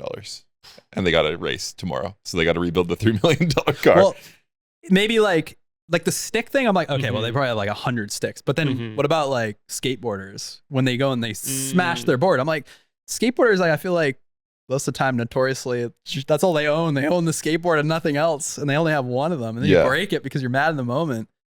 But then I did watch, what's it called? King of the Road. And I saw that like, oh, they actually bring a lot of decks with them. But that's still like the highest level. Like these punk kids at like the skate park. Oh, so stupid. You know, they break their skateboard in a moment of anger. So have you ever thrown a controller playing a video game? Oh, yeah. Oh, yeah.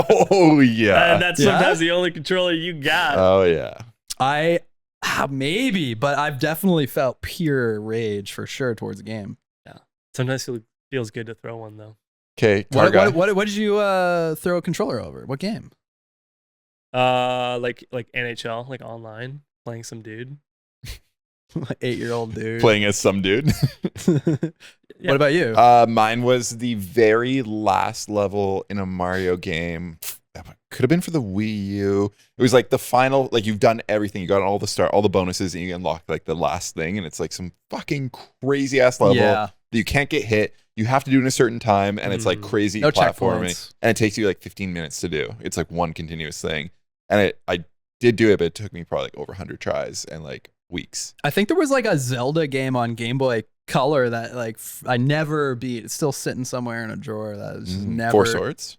Yeah, something like that. 4 Swords or like one of those, and I could never beat the level. Like I was so pissed off. Also, I one thing is like burned into my brain. Donkey Kong 64. There's a level where you like walk up to an arcade game in the game, and then you play the original Mario or original Donkey Kong. Yes. Where like Mario goes up the. I thought that was incredible. The ladders. I had to do that for the first time. I had to play it like 100 times, and I remember being so mad about it. But now, like I can beat that shit so easy now. Fun fact: my sister had a party in the year 2000, and she got locked in a room because she was trying to end the party, and these girls that went to her high school were being like, little turds.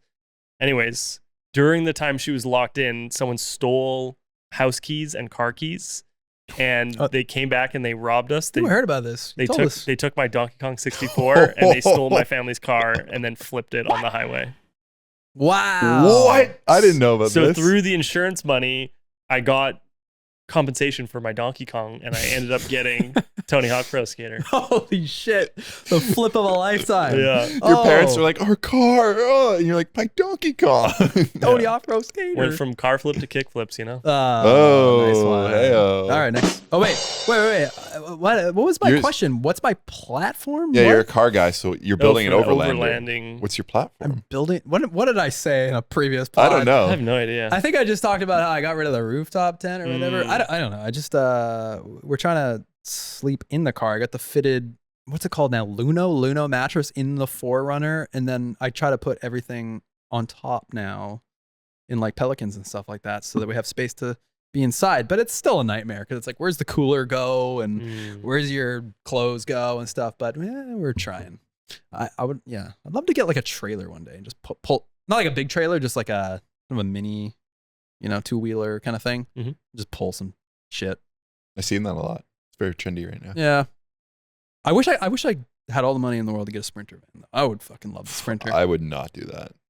I don't think. But I said I had all the money in the world. Why not? All the money in the world. Yeah, I would buy like an Earth Roamer, like crazy fucking truck. Well, whatever. I mean, like the live in the van type vibe, right? Yeah.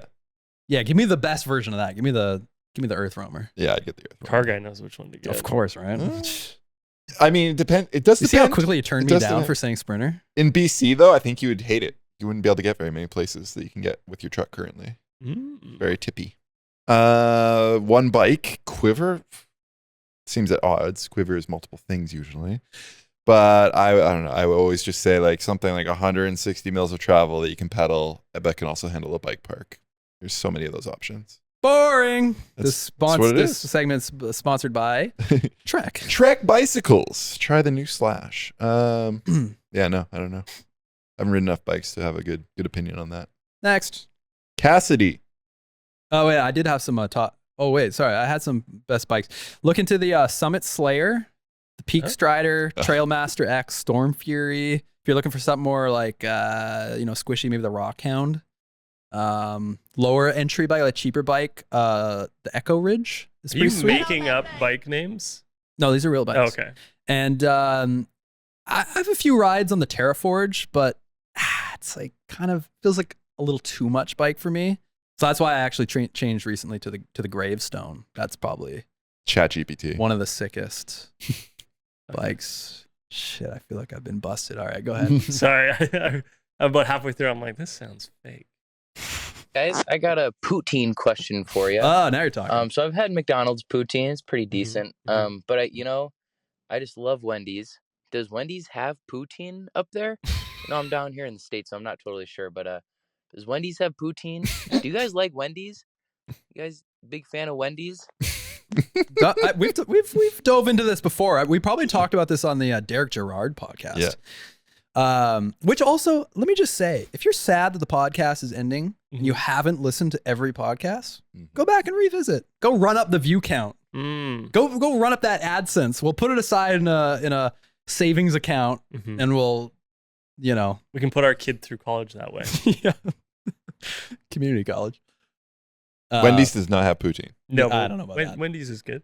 Wendy's is, in my opinion, one of the best. No, raise your hand if you had a Baconator before. Oh, for sure. We all raise our Brooke? hands for the audio only listeners.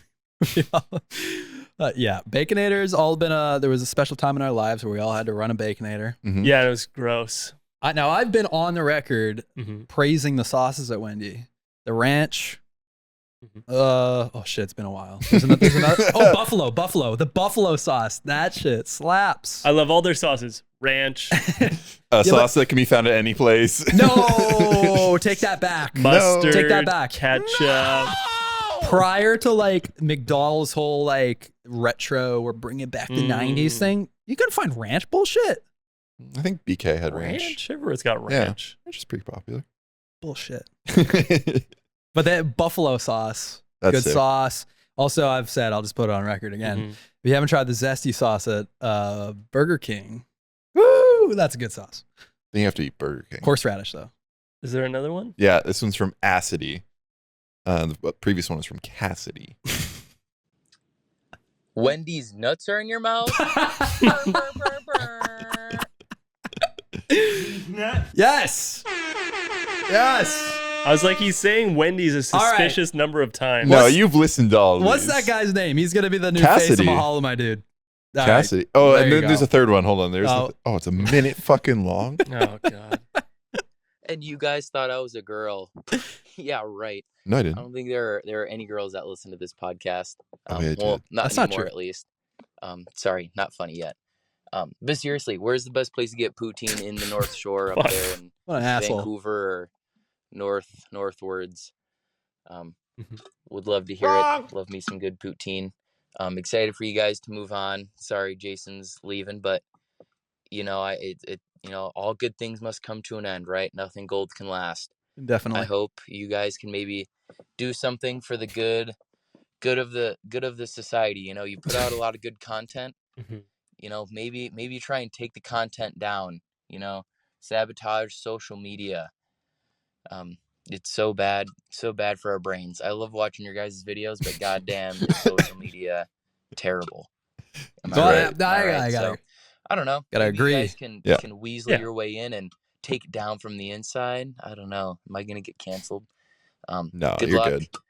Good luck, brothers. Take care. See ya in another life, brother. Bye, Cassidy. Sorry, we thought you were a girl. We did when We he did. left a message. We Yep. read the name. We're like, oh, it's gonna be a girl, and then it was a boy. Yeah, that's not true that we don't have female listeners. We had a woman call in from Taiwan like a few episodes ago. Hmm. And we only paid her a small sum of money. So. Very little. She was forced at gunpoint.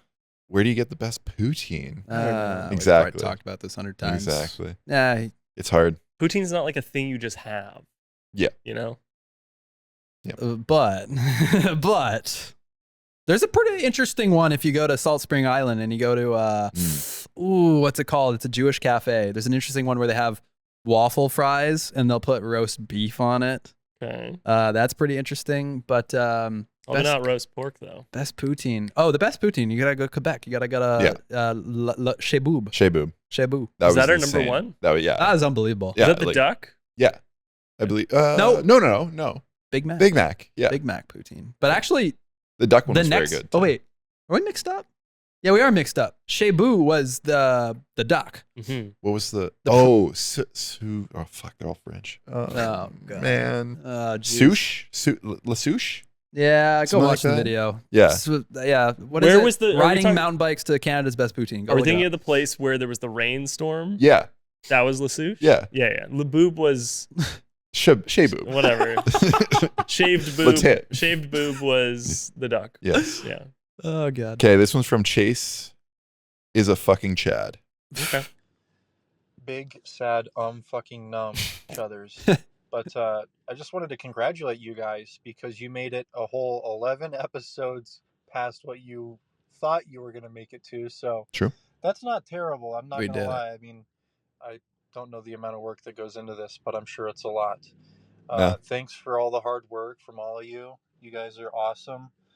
Unfortunately, now I'm going to have to go back to listening to fucking Joe Rogan or some shit because I need to pass the time driving somehow. There's only 2 podcasts. But anyways, you guys all deserve to live your own awesome lives. You don't know the fan shit. And I wish the best to all of you. Oh, that's a good one. Oh, wait, here's a follow up. Hey, when these nuts are in your mouth. Well, I forgot to ask a question, so I will ask it now. Seems If much you could later. choose between Yeah, and raining. living your life kind of as famous as you are, or maybe even more famous, like, say, movie star status, would you like to live that way? Or would you like to live your humble own life where nobody knows who you are? That one. Nom nom nom nom nom nom nom. It's like you don't owe the fans shit, but you do owe me an answer to this next question. No, he was doing that as a favor because we get mad. Yeah, when yeah, yeah. No, he's he's a real right. Chother. Thanks, Chase is a Can't fucking win Chad. one way or another with me. The fame thing. You said no? Yeah, fuck no. Well, too bad. You are. Yeah, too bad. Well, he said movie star level. Movie level, yeah. Well, I always hear like pretty famous podcasters and comedians, celebrities talk about this, and like a lot of them say, "Oh, there's like a perfect level here where you're not A-list, but you're kind of B-list." I'd be fine with that. You can go out to a mall, nobody really knows. The occasional person knows who you are. Yeah. I mean, I know that we're not really like that famous. Just on in the Whistler Bike Park. Grand scheme of things. But like, yeah, even outside, like to be fully honest and not try to be like ego up my own ass, it's like we do get recognized a lot. It happens a lot. And also most people who do recognize us, they're not saying anything to us. They're spotting us. They're like, oh, I think I know that guy. Maybe they like later realize, oh, I think it was that guy. And I honestly, there is a part of me that over the years, I do try to hide a little bit. I do try to put my hat. I do try to not look at people a little bit. Like I don't really want to be bothered. And it's like, it is kind of a bit of a weird thing. It's like, I kind of wish I could snap my fingers and be like, I don't want anybody to know me. Like only my friends, you know, I want to be kind of walking through the streets, through the mall. And there's 0% chance that nobody's going to know what I've done, whatever. Right. So it's, but I can't get the cat's already out of the bag, right? So yeah, if you stop making stuff, people would forget you pretty fast. Get a sex change, Holy shave my shit. beard. No, it's true. Like people grow up, people forget. No. If you didn't make People something, don't forget. if you didn't make it, if your face wasn't on the internet for like 10 years, I think you'd Oh, be, 10. I thought you said pretty quick. Well, I mean, think in a life scale. I think that's because my face changes, but like, No. I feel like people still probably recognize Jason's face from a video we made 10 years ago. Yeah, people still say like, "Oh, you're the guy from Shit Canadian Say," which was like Some over 10 years ago. something like that, or like I Cat City or guess. whatever. I guess. Yeah. I guess you wouldn't understand, Dave. I okay? don't. If you've reached this level, I know. of I walk fame around and in fortune. complete anonymity all day, just walking the streets alone. And then twice a year, like, hey, North Vancouver boys. And you're like, Jesus Christ, I wish I could be another person. I think there'd be, though, if you were like low level movie star famous, there'd be enough perks that maybe it'd be worth it. Mm-hmm. Yeah. You get free shit, you get to go cool places, blah, blah, blah, do. Then it depends what kind of person you are. I mean, I love the free shit. Like when we went to Chez Boob or La Souche or whatever, Didn't pay for that it. was amazing. They were like bringing us shots. It was like, like they were giving us gifts. It was freaking amazing. Mhm. I do want to live that life. But then also, like, I know someone like Seth Bike Hacks. He says people offer him free shit all the time, and he always declines. So even if you are getting that stuff, it's like maybe it bothers you, right? And it's like you want to be treated like a normal person. You don't want let me give you this free, because then now you feel like, do I have to shout you out? Do I owe you something now because you gave me the free thing? You want tit for tat, right? Like, I don't know.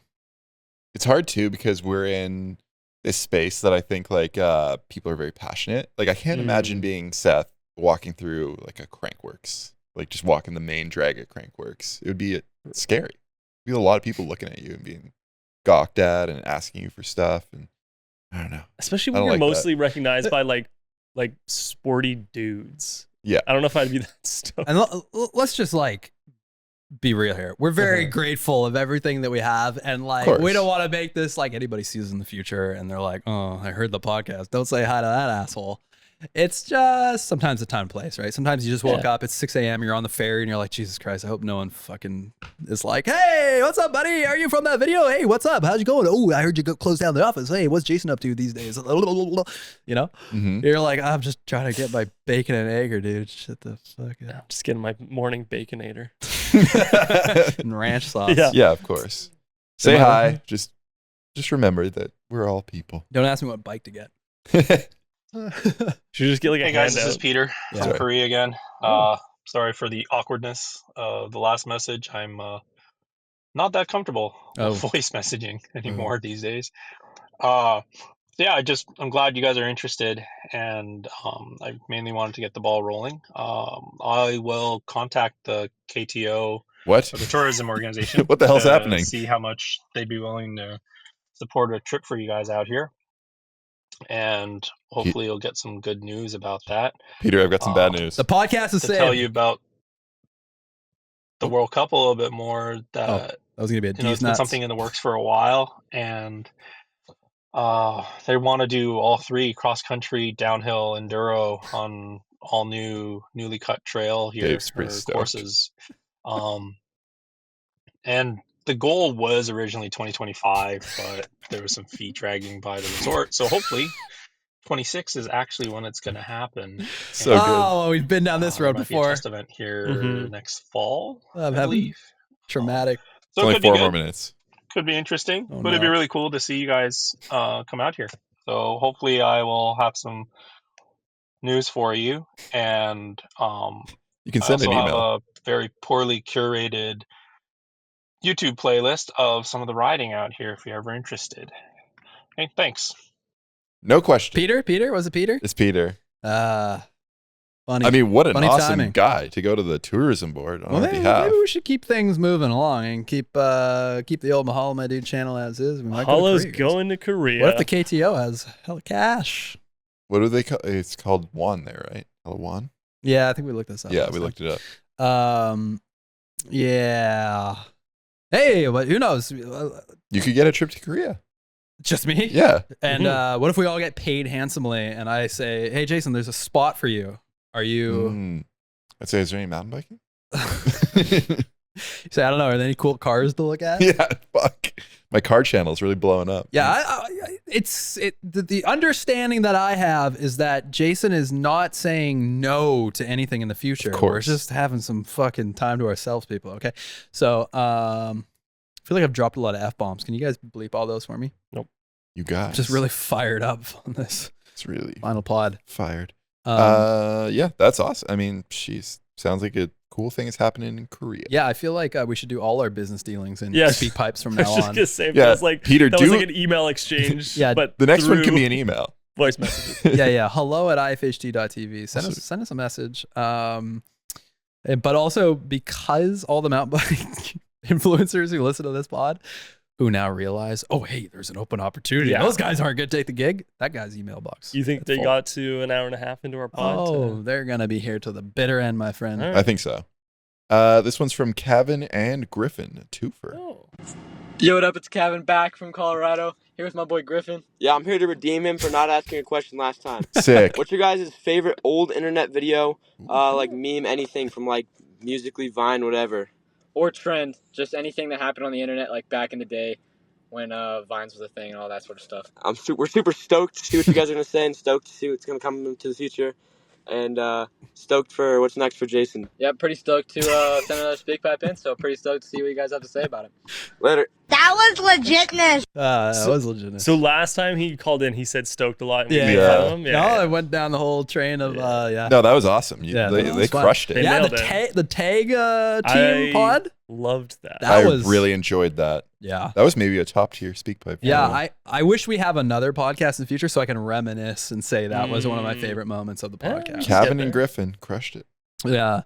What came to mind, I'm just so many memes, so little time. I love the woman. This is a YouTube video, I think. I love the woman who's making grapes and then she falls off. I was going to say that one. Really? Yep. She falls off the can you play that? I want to hear that sound. I don't know if I know this one. Oh, you're gonna give us the oh yeah, I know that. You definitely know it. Yeah. The old David. I've never seen this. Oh yeah, I've seen it. Oh, my memory's bad.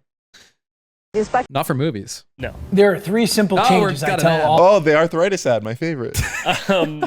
I like though that it showed their youth, that they were like, oh, back in the day, like Vine days. I'm like, child, please. Yeah. This is Kind of grapes. These are filled with Chamberson grapes, and the winner This is a news report Saturday, on who's Fox. music, eating international food, She's stomping the having grapes wine tours and on a platform. tastings, vineyard tours, seminars, She's about arts 5 and feet up. crafts. Live It's a TV. lot of fun, a whole day. Stop. Stop.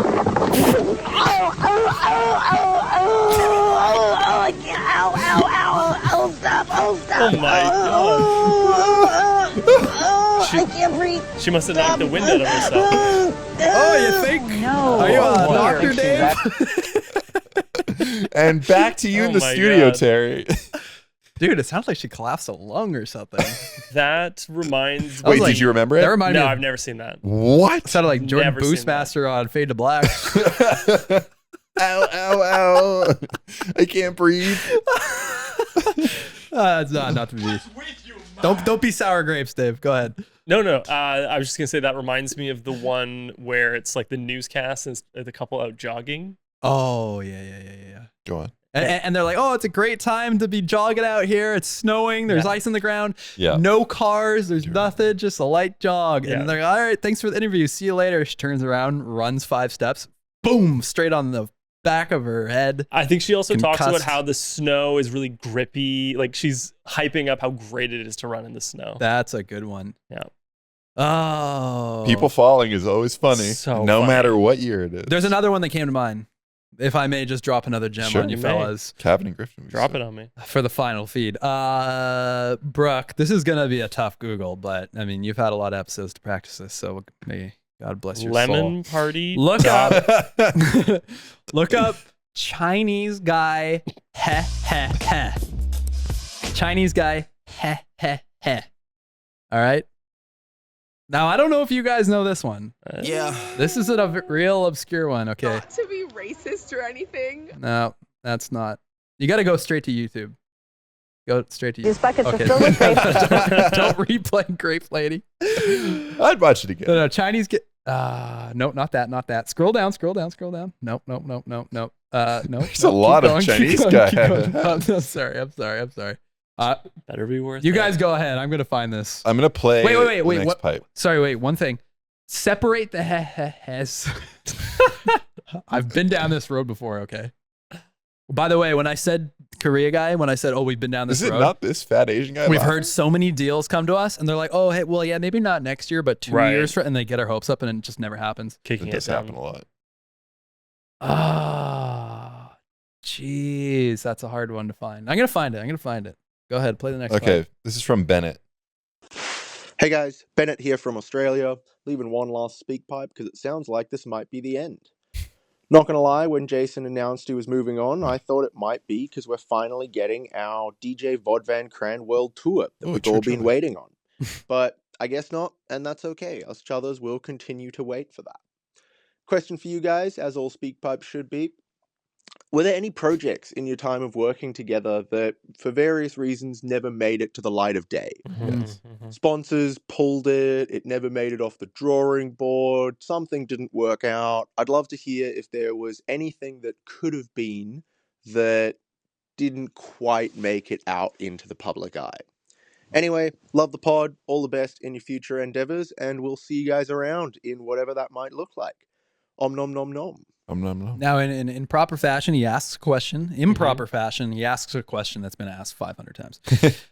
We can give him the Coles notes. Also, he's called in before, right? Yeah. Because his accent just throws me off. It's a bit ambiguous. By the way, Sounds I like found a the video. fake Australian accent. I found the video, guys. Should we drop the vid first? Sure. Okay, I sent it to the. Oh, how do you want me? How do you want me? You want me? Can you airdrop it? That's what she said. To the computer over there? Mhm. Okay, let me do that. Super technical. Well, we had one with Whistler Tourism. They got canned. Oh, 'cause I wasn't going to say the place, but maybe we said it before. I don't think it matters. Okay. Yeah, it got canned because management shifted and Yeah, that's fine. They You just had different priorities for messaging. It was done. Can I say one thing? Yeah. I won Dirt Diaries. Congrats. Nice. Moving on. Thanks, bro. No, I won Dirt Diaries. It was a big spectacle. It was like, congratulations. Wow, you killed it. You're so talented. Hey, you want to work for the tourism board? And it was like literally the next day kind of thing. Go ahead. How to get that in? Dave was checking the time. No, he's done that like 5 times in the past. And he pointed to the counter. He's like, you sure any of the listeners are listening to 140 in? No, I was talking about the YouTubers. Oh. You were Sure, talking about the why not? YouTubers. Sure. I was getting a phone call and it showed up on my watch. Oh, That's all. fancy. Yeah, thank you. Who was it? Pick up. That's Devin. Oh. Maybe don't pick up. Should I answer it? Yeah. No. Oh, no. Answer the question. Oh, yeah, I just said the Whistler thing. Yeah. We've had a few other things. It was a tourism thing, and Yeah. you were supposed to give the Coles notes. Now I'm doing the Coles notes. Oh, sorry. You jumped in and started giving other context, and so I was thrown. Yeah, by it. I don't know if I described that last time. Oh, you got it. Nice. I just thought it was funny how it was like, wow, you killed it. You did so great. You want to move up to the big leagues, kid? And then we did the job, and it was supposed to be convincing people to not visit Whistler on the weekends because everybody does that. It's too busy. Come to the Whistler on the weekday. When it's so, quiet. So we did like, here's, family 1 and here's family 2. Family 1 came to Whistler on the weekend. Look how shitty it was. They got bridesmaids parties, drunk people, the gondola line's huge. The Aussie waiter's an asshole to you or whatever. And then look at this couple. They showed up on the weekday. They got all Wednesday, my dude. all the nice. All the bike rentals available, no lineups, nature. It was like, it was the tale of two whistlers. That was the name. And they fucking canned it. They hated it. And we signed a form that said, we'll never, ever post this, any piece of this to the internet until you die. Yep. It wasn't our best work. But they didn't say you can't talk about it on a podcast. So it's true. True. Yeah. But looking back, it was like full IFHT. It was full comedy, funny characters. We didn't really hold back. Yeah. But it was not something that Whistler Tourism was going to pump in their newsletter. Well, the tough thing is they were like, we want to promote people coming up to Whistler on the quiet days, but we can't show why it's bad on the other days. So it's like an impossible task. It doesn't, you need the contrast. Yeah. Well, they never reached out well ever again. So except for those other tourism things we did. That's true. But it was never it was us going to them being like, can you guys help us with this thing? Yeah. Let's watch this Chinese guy. Play our guy. Okay, so this is one of the early YouTube bangers that I love. This is not going to translate for a pod at all. That's it. That's not going to translate. That's a terrible clip for the podcast. Who chose that? What the hell? You spent 10 minutes. How many views does that have? Look at the title. The clip is called Ha Ha Ha Ha. Yeah. So for the audio people, that was a clip at an amusement park where a Chinese guy walks past the camera and goes, ha ha ha. It's a 3-second video. Hey, that's what they asked. Yeah, Vine. They wanted those obscure. Oh my god. How many views? She already closed it. Oh. No one will ever know. Okay, this one is from. Oh, you know who else I liked? Nope. 5-second films. Yeah, Remember those were guys? great. Yeah, those were. That was great. like Vimeo times too. Yeah. Wow. 6.4 million views on that. Terrible AdSense though. 3 seconds. 5-second films were unbelievable. Inspired us a ton back in the day. Mhm. It was very well shot, very thoughtful stories that were legitimately 5 seconds long, and they were just so good. Yeah. Sometimes just blew you away. Constraints are helpful. Amazing. Love it. And then Vine became a thing and then just killed that concept entirely. How about 6 seconds? This one is from Is that how long a Vine was? Mm-hmm. Hugh Janus. What is up, Chother Nation? This is Hugh Janus. I am a long-time listener, first-time caller. I would like to say that this is the best podcast I listen to. My heart was broken when I heard that Jason was leaving, and you guys wanted to end the pod. Indefinitely. Since then, I have reflected much, and I have thought my life can go on. It will not go on very well, but it can go on. But I would love to hear more stories from Matt and the smartest guy on the pod, David Wiggins. But my first and only question is, You're happy what for the is the first time. salmon? You guys talk about it a lot. I have no idea what the hell the salmon is. Please explain. You gotta go Nom, listen. nom, nom. He's gonna have to go back to the David Wiggins episode. Yeah. It's funny. So explain the whole remember the guy asked for the David Wiggins pod? Oh yeah, there was a guy in Spotify comments, and on 3 different episodes, he went, "Hey, can you guys do a David podcast, like a David interview?" And then another one was like, "Hey, still asking about the Dave podcast," and then another one said something similar. And then Day 39 of asking for the David Wiggins podcast. Yeah. And then the fourth one was on the Dave podcast. Oh, I found it. But each comment was like 2 weeks apart. I wonder if he was satisfied by it. Because you were down in the dumps after that. You were like, that was the worst podcast that's ever existed. No one cares. I'm going to kill myself. I did too. Yeah. Yeah. This is my clone. But that's where the salmon was born. Well, that was where the salmon was unveiled. It was born much before that. Well, first it was a fry. Well, tell us one more time for old time's sake, Dave. Keep it short. Jesus Christ. I saw a funny meme. It was like person talking to a salmon. Hey, we made a new color called salmon. And the salmon's like, oh, cool. Is it like a silvery bluish color to reflect my outsides? Yeah. And it was like, no, actually it's pink. And the salmon's like, oh, why is that? That was a good one. That's good. Good meme. That's a meme that translated well to podcast. So I got to give it. It was very auditory. Got to give it to me. Unlike ha ha ha ha. Yeah, holy shit. Wrong. The salmon. When I was younger, I did there was like a sketch thing I did on stage in front of a big audience, and me and my friend, we jumped like salmons. Do it. Do it. Not gonna do it. Do it. Come on, it's the last pod. Do it for old time's sake. Did I do it the first time? Yeah, you did. We had to yeah. beg. Oh, Yeah, damn but it. we had to should've said beg no. you just as much as this. I don't like it. Okay. Well, people, he wants to know. He's got to do it. love Oh, the he's hair. outside of the dome. Wow, he's in the world. Wait, I don't know what I. Anyways. All right, introducing everybody. You know him, you love him from the Feeding Off Each Other podcast. The legend, the salmon. Now you do it. That's it. Nice. So anyways, the long story short is that I did that at some sort of performance in a summer, and then I came back and I was telling a friend about what I did that summer, and I was like, oh yeah, I did this. We did this talent show at my friend's cabin, and we jumped like salmon, and they're like, what is that? I was like, oh, it's just kind of like this, and they're like, that's so funny. And then someone told the teacher about it, and then the teacher was like, Dave, you got to do it in front of the class. You got to do the salmon. It's just been following him his whole life. And people, so, come on, Dave. No, come on, Dave. Fine. I went up in front of the class and I did it, and people loved it once again. And then it became a thing. I don't know how, memory is a funny thing. In my head, it was like every Friday. It was like a end of week treat. It was like, all right, and come up to the front of the class and do the salmon. Holy shit. Now, they were laughing with you? I have no or idea. at you? Anyways, flash forward to grade 12 biology. Oh my God. Someone that I went to elementary school brought up the salmon and mentioned it to the biology teacher, who was a bit kooky. And then she was like, David, you got to do the salmon. I was like, absolutely not. I'm in grade 12. This is embarrassing now. And then I was doing really poorly in that class, and my mom went to parent-teacher interviews.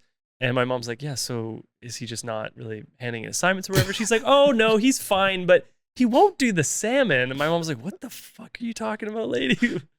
And that's fucked. Yeah. That's funny. Yeah. But I passed.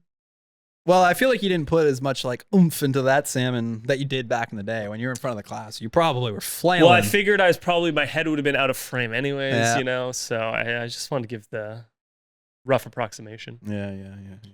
Well, Okay, thanks another for that. pipe. I appreciate the salmon. Thanks for the live performance. Amazing.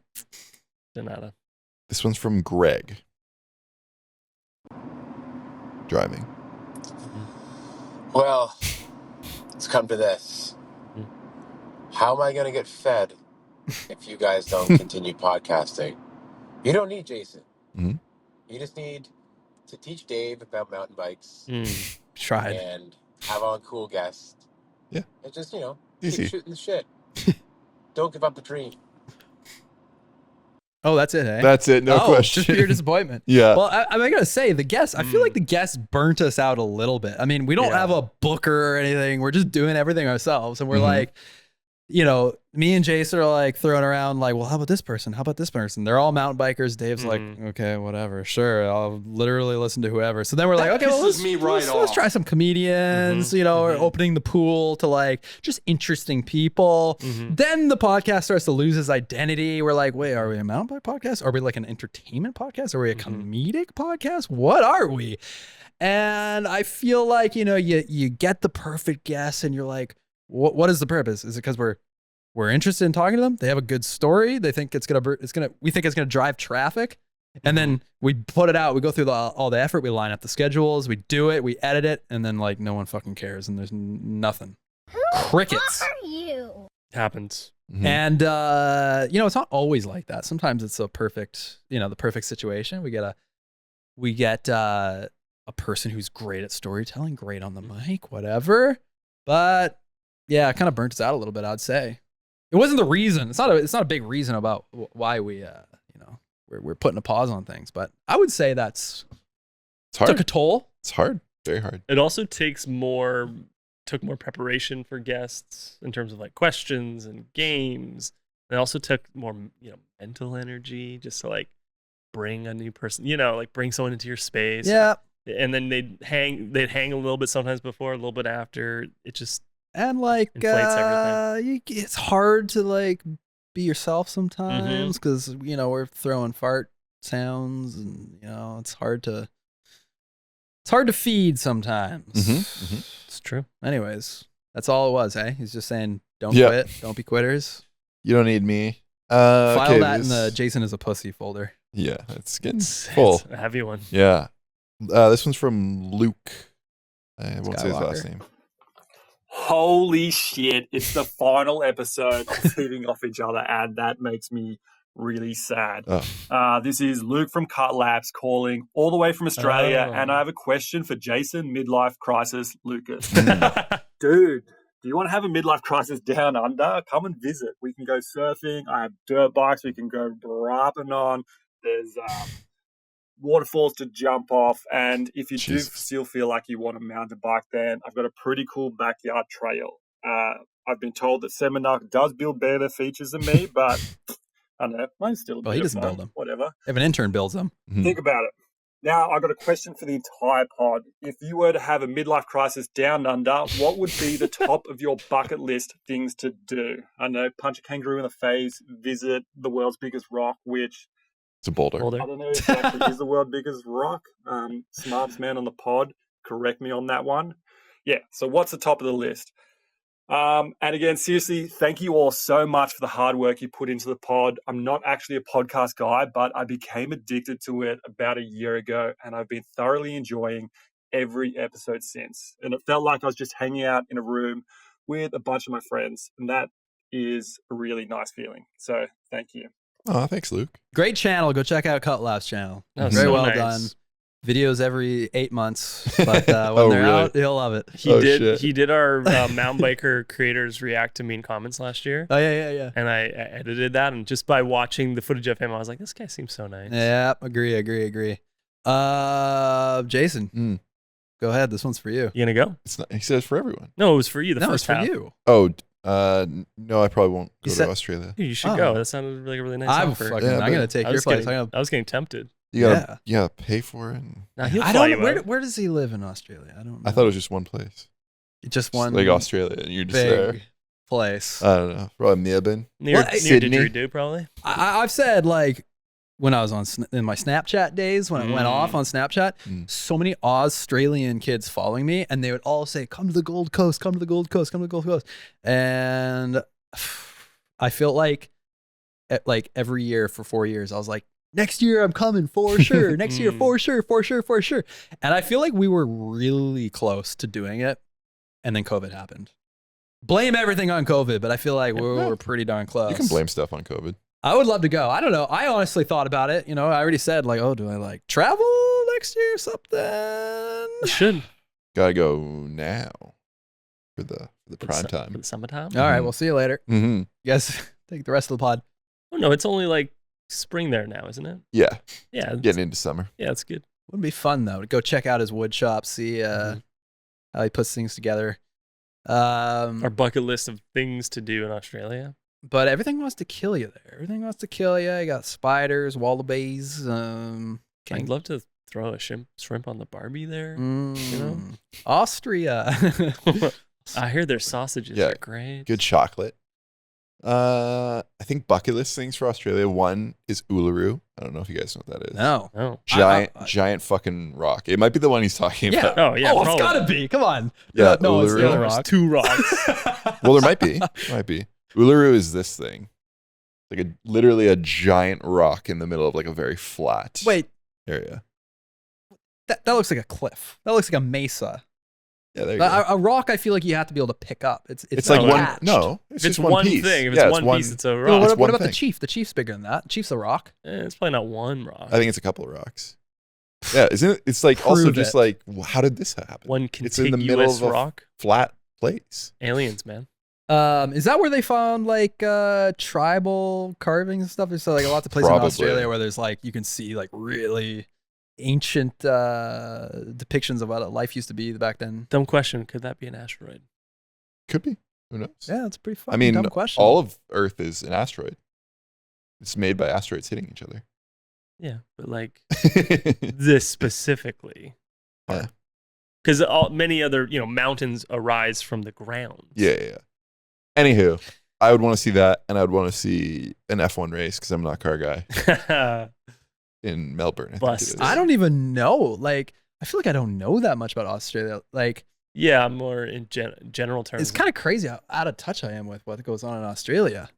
You know what I want to see? I want to go as far as you can go down a road where you get to the sign that says like, warning, there's absolutely nothing past this sign for like, 5,000 kilometers. You better have gas, you better have food, or you're going to die. I want to go there and then safely turn around back. Smart. Yeah. Or maybe play a didgeridoo. That'd be fun. Dave? Same. Oh, yeah, you said shrimp on the Barbie. Yeah. Okay, next pipe. This one's from Evan. What is up, boys? It is Evan Cullinan from the armpit of Canada, Ontario. Oh, God, this is bad. This is a very, very sad moment. As a day one Chother, I am depressed. Oh. And I will always stand by the fact that Chother is spelled with an O, not a U. Oh, nice. Thanks for the laughs. Thanks for the ride. Thanks for all the good times when I was sitting in the car, driving way, way too long. Gonna miss you, boys. Oh my God. Man, I'm sad. Wait, what was his name again? Jesus Christ, Evan. Oh, Evan. A true Chother, though. I feel like that was recorded on like a Nokia 500 phone. Underwater. Yeah, he's like playing Snake on it. In a box. One of the Great Threw a Lakes. potato and a toaster. But shout out. Yikes. Oh, that was sad. He seems so sad. Well, I mean, here's the thing. Yeah. You can go back and you can re-listen It's not the same. one to one. Oh, it is. I go back and I listen to the occasional podcast again from the start. Some of my favorites. Ours? No, Oh, no, okay. I try not to listen to ours at all. No. No, other podcasts that I've already listened to. There's probably some podcasts I've listened to 3 times, guys. Holy shit. Yeah. Yeah. I consume podcasts much differently than you guys. Well, me, not at all. So Not at all. not really. Bullshit. I'm like, oh, did you already listen? Have you seen this? This is important. You're like, yeah, I already listened to it. Yeah, not Every recently. time. Not recently. You talked about Smartless. I actually just once. listened to it. You talked about Kinda recently. like the things you should know podcast. Smart list for the that's a while record, I ago. think. You won't even look me in the eyes Yeah. right now. You know you're full of it. Come on, you What? listen to podcasts. Right. I don't. He has told me in more recent month, maybe last 6 months to a year, he does listen to it much less. Yeah. There's got to be some others. I just don't. There's no time. That's true. There's not enough time in this life. But I feel. What was the caller's name again? Evan. Evan Intern? No, that's he's not it. from Ontario. Oh yeah. Oh well. Internario. I appreciate Evan's despair. You know, Very but sad. there's other great podcasts out there. I just listed 3 of them. And who knows? Maybe one day we'll come back. Is there a great mountain bike podcast that also interviews drag queens though? That's true. This was a very unique. Get yourself a very podcast unique that can do program. both. Yeah. Okay, we have one final pipe. No, It's from- say it ain't so. from- I feel like will this is not one of you go. guys. Turn the The lights last off. pipe. The ever. last pipe is from Pockets, not Oh, an AI. Pockets Classic. Hey, boys. Cheers. And Jason, good luck to whatever comes next. Maybe you guys can make the Feeding Off Each Other podcast some kind of irregular thing instead of the weekly or bi-weekly schedule. Awesome. No matter what, I look forward to whatever you've got going on, and I hope we can be included again in the future. Nom nom nom nom nom nom. I feel like we might come back and make a podcast in the future. And then all of these great fans, all of our beloved Chothers from Chothertown, they're going to be like, I miss the old episodes. They're not as good as they used to be. I like when all the good episodes were on the couch, in the Matt's living room. Probably. They're all going to hate us. They're all going to turn And the on us. Ava. Yeah, all the Ava. Well, that's it. No question. That's all right. So Pockets. Damn, we ended off the pods or the speak pipes with a final no question, huh? But Pockets left a few. Remember, we thought it was AI before. Oh, really? Yeah, because his voice was so clear. So clear. crisp. I think he just has a good mic or something. Yeah. Oh, he's left few in the past. You Yes. didn't. I see. Yes. Did we talk about favorite memories? I guess we got asked that question, right? I'm just looking at our structure. We had a structure for the pod. Mhm. We reached 2 hours. We got to Mhm. cram everything in. And with third to last bullet here was our favorite memories and what the podcast has meant to us. That sounds vulnerable. I don't know if you guys are willing to be that vulnerable. Yeah, probably not. I did write the question myself though. So Yeah, I know sure as hell Really- Jason's not going to say anything. really What? I painted was myself into a ready. corner. He's ready. Yeah. Okay, well, Dave, you think about it. Our Better favorite be something memory, heartfelt. right? Yeah, From the but podcast? what it meant to you too. Yeah. Yeah, that's fine. It's not that deep. We want it to be deep. I'm not crying. You guys are crying. My favorite, memory, I guess, of it is those podcasts probably during our trips. So when we did the road pod in Colorado and the road pod in North Carolina. When we hit the puddle. Like that, because I think with podcasts, it's so hard to have spontaneity and these real moments. Like a lot of it's we had questions and whatever. Those generated a lot of genuine interaction. And that did happen with interviewing people too. Like we always bring up the Casey Brown stalker story where we're like, oh shit, this is a crazy thing that's happening right now. And you don't really expect that with a interviewee podcast. So that would be my favorite memories. It's meant a lot to me to be able to talk to people we would never normally talk to. Never interact with. I think it's a pretty crazy thing. If you sorry, Dave, I'm going to exclude you. Go for but it. if you talked, how dare you do that to my sweet boy, 12-year-old Matt or Jason, and you were like, "Hey, you get to talk to the guy who won Joyride the next day." Yeah, that's true. They would be like, "Go fuck yourself." What a spunky 12-year-old. Yeah, my voice wasn't I had a that lot of spunk at deep. 12. Okay. Well. So I think that's a pretty special thing, to make something that allows you to be able to talk to people that you would never normally interact with and that you genuinely appreciate. And that's not just mountain bikers. We had we were saying Venus and Kendall Gender, two incredible humans who were did really cool things on TV and continue to do things now. Very cool. And Dave. I feel like you stole a lot of good answers. What the fuck? Same. No, yeah, stand-up moments. I just enjoyed the parts where we would laugh. You enjoy the non-mountain bike parts? All the non-mountain bike. I enjoyed the episodes, probably without guests as much, if not more, than the ones with the guests. It was fun to be able to just be kind of like living your day-to-day life, and it's like happens, and then you're like, ooh, I got a story. I got a story for the pod. I got something that happened. What it means to me, I mean, I feel like the comments and the call-ins and stuff where you actually hear that people actually listen to it, because it usually just feels like you're speaking into a void, and that it's like in my brain when I'm not here and I'm not thinking about this, I don't think about this thing being out there and like being a living thing. And then I always think like, oh, there's probably people that I know from earlier in my life that have listened to it that like have like a parasocial relationship to me. That's kind of weird, but yeah.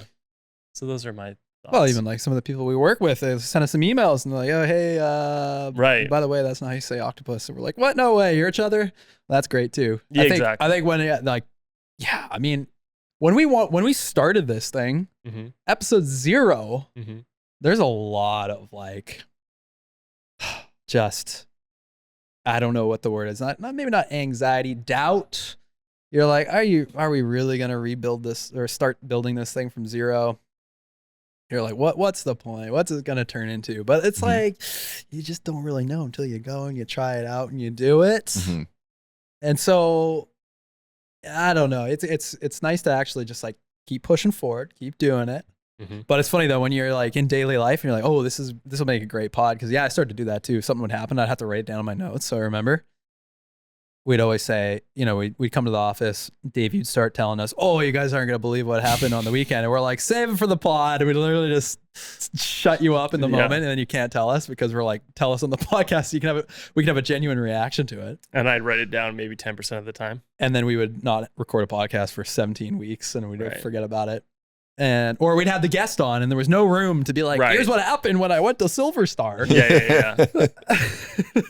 It's true. Because we're listening to like someone's like near-death story or something like that. Yeah, totally. But now what? Now when you have a story, something happens in your real life, it's gonna be like, save it for a phone call. What are we gonna call each other?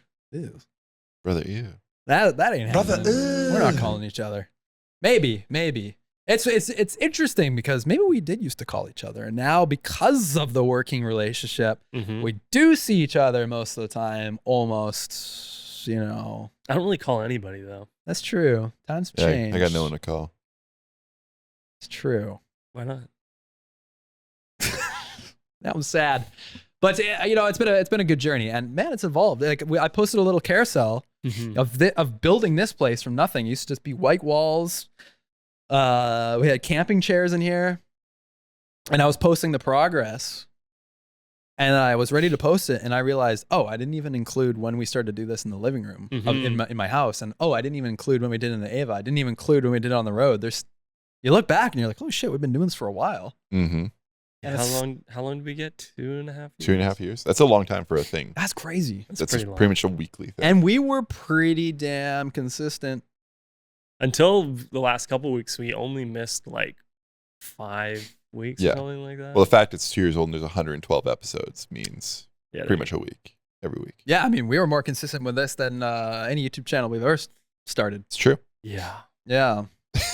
Dave has PTSD. Yeah, and he's looking at the clock again. I didn't actually look at the clock. I'm kidding. Chuck, what do you think? Chuck, you've been sitting there the whole time silent. You haven't said a goddamn word. Nice hat, by the way. Love what you're wearing. You hiding some hickeys underneath that turtleneck? What do you got? Yeah, don't do it. Ripped jeans too? What do you think you are? Viner? Viner? All right. Someone that does Vine? Yeah, no. Gen Z? No. He's actually Gen Alpha. Well, we've been through some people too. Big Al behind the camera helping us out, Googling stuff. R.I.P. And some great guests. Thanks to everybody who's ever been on the podcast. Come in, spent the time with us, shared stories. A lot of people who came on the pod didn't want to do the pod. Not a format they're comfortable with. True. I got asked to go on someone else's podcast 2 days ago, and I was like, Well, I don't know. Honestly, it's like we're in a safe space when we're in control of all this shit. Mm-hmm. Even though we're like, not really. We don't know what's going to come out of our mouths. We don't know what each other's going to say. Mm-hmm. We don't know what someone's going to say in a speak pipe.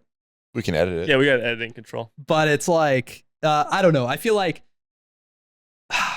now that we're like in this hiatus moment, it's like everybody's question is like, oh, so what's your plan? What's next? And it's like, Jesus, like, it's like, you know, you get engaged and then now everybody's asking, so when's the wedding? Like, I don't know. And then you get married and they're like, when you having kids? I don't know. Then you have kids and they're like, what college you going to? Where the kids going to school? You're like, I don't know. It's like, where are you going to get buried? But it's like, those are the questions that people ask. They're just people are just trying to get through the next question, just trying to make small talk, right? Yeah, totally. But it kind of weighs heavy.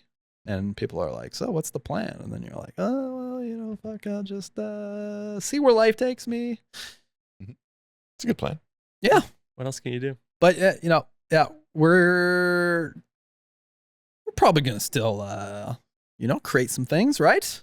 This is the breakup conversation. I think so. Right? Yeah, of course. Yeah. Right. We'll still run into each other. Maybe. New podcast, running into each other. If we bump into each other, we just got to start recording.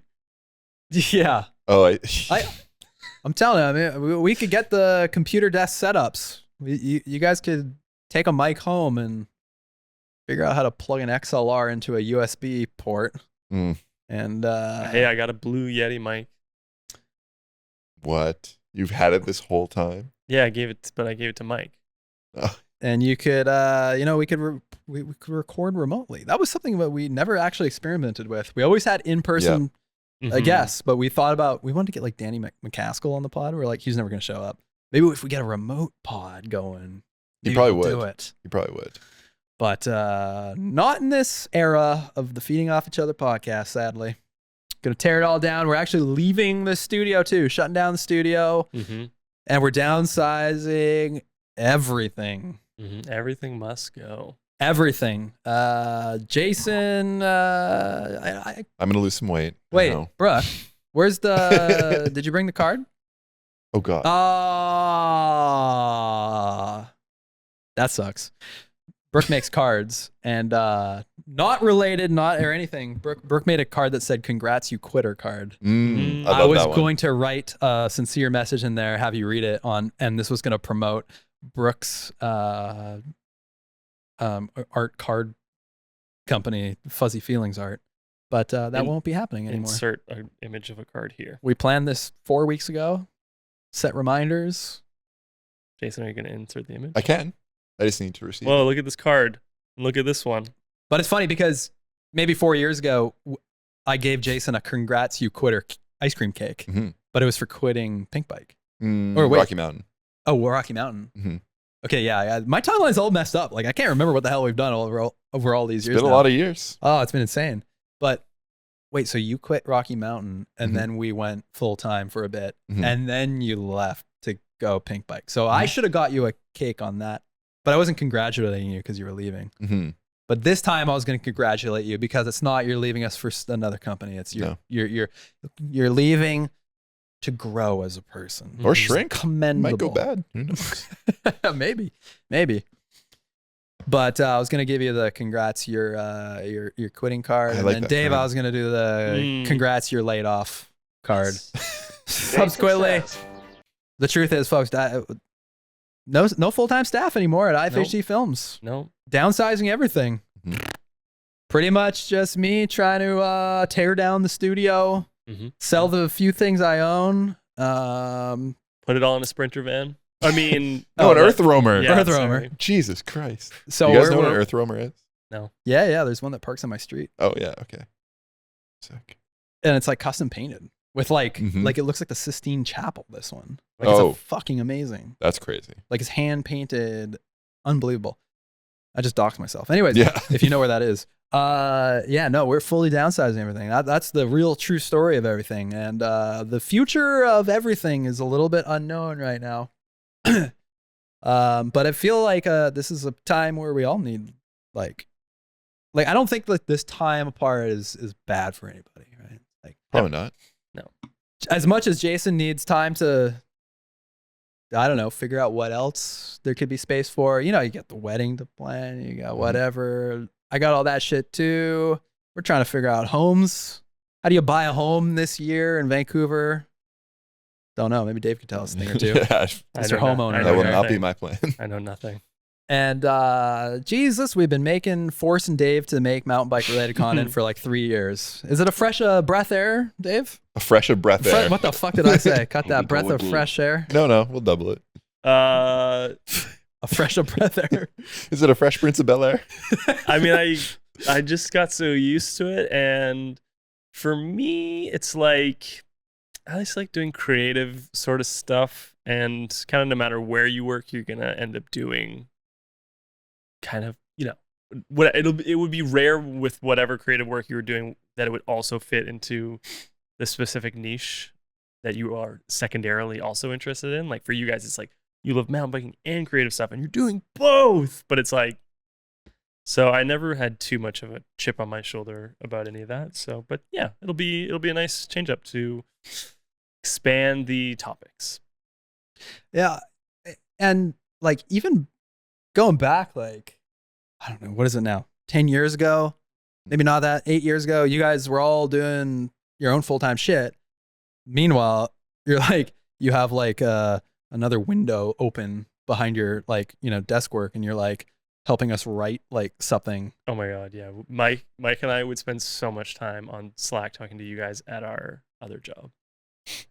Like midday, just like double windowing, being like, giving notes on edits, and yeah, we were doing it, and it's all in the interest of like, I don't know, I feel like it comes down to like, is it cool, is it fun, do you actually want to do it, is it gonna equal something fun? So it was just you know, it was passion that led us, and I feel like there's still gonna be an opportunity for us to do those types of things. Hopefully it's bigger, better, cooler, more awesomer things, bigger than we've ever achieved before, and we'll see. We'll see, folks. But, geez, is that the end? I just want to keep rambling. I don't know. What else is there to say? Yeah, that's all the bullet points we had. Oh, nice. We did. Was it really? I don't know. Did all the bullets? I thought so. Yeah. Well, I mean, what's next for everyone? I mean, I'm looking at maybe moving. Trying to give you the real truth of it now. Okay. For me, I'm looking at maybe moving. Maybe I could document some of that process. I'm a Hollow My Dude. I'm looking at making, I've already said this earlier, maybe making a bit more personal look into my life in Mahalo. I'm not quite sure.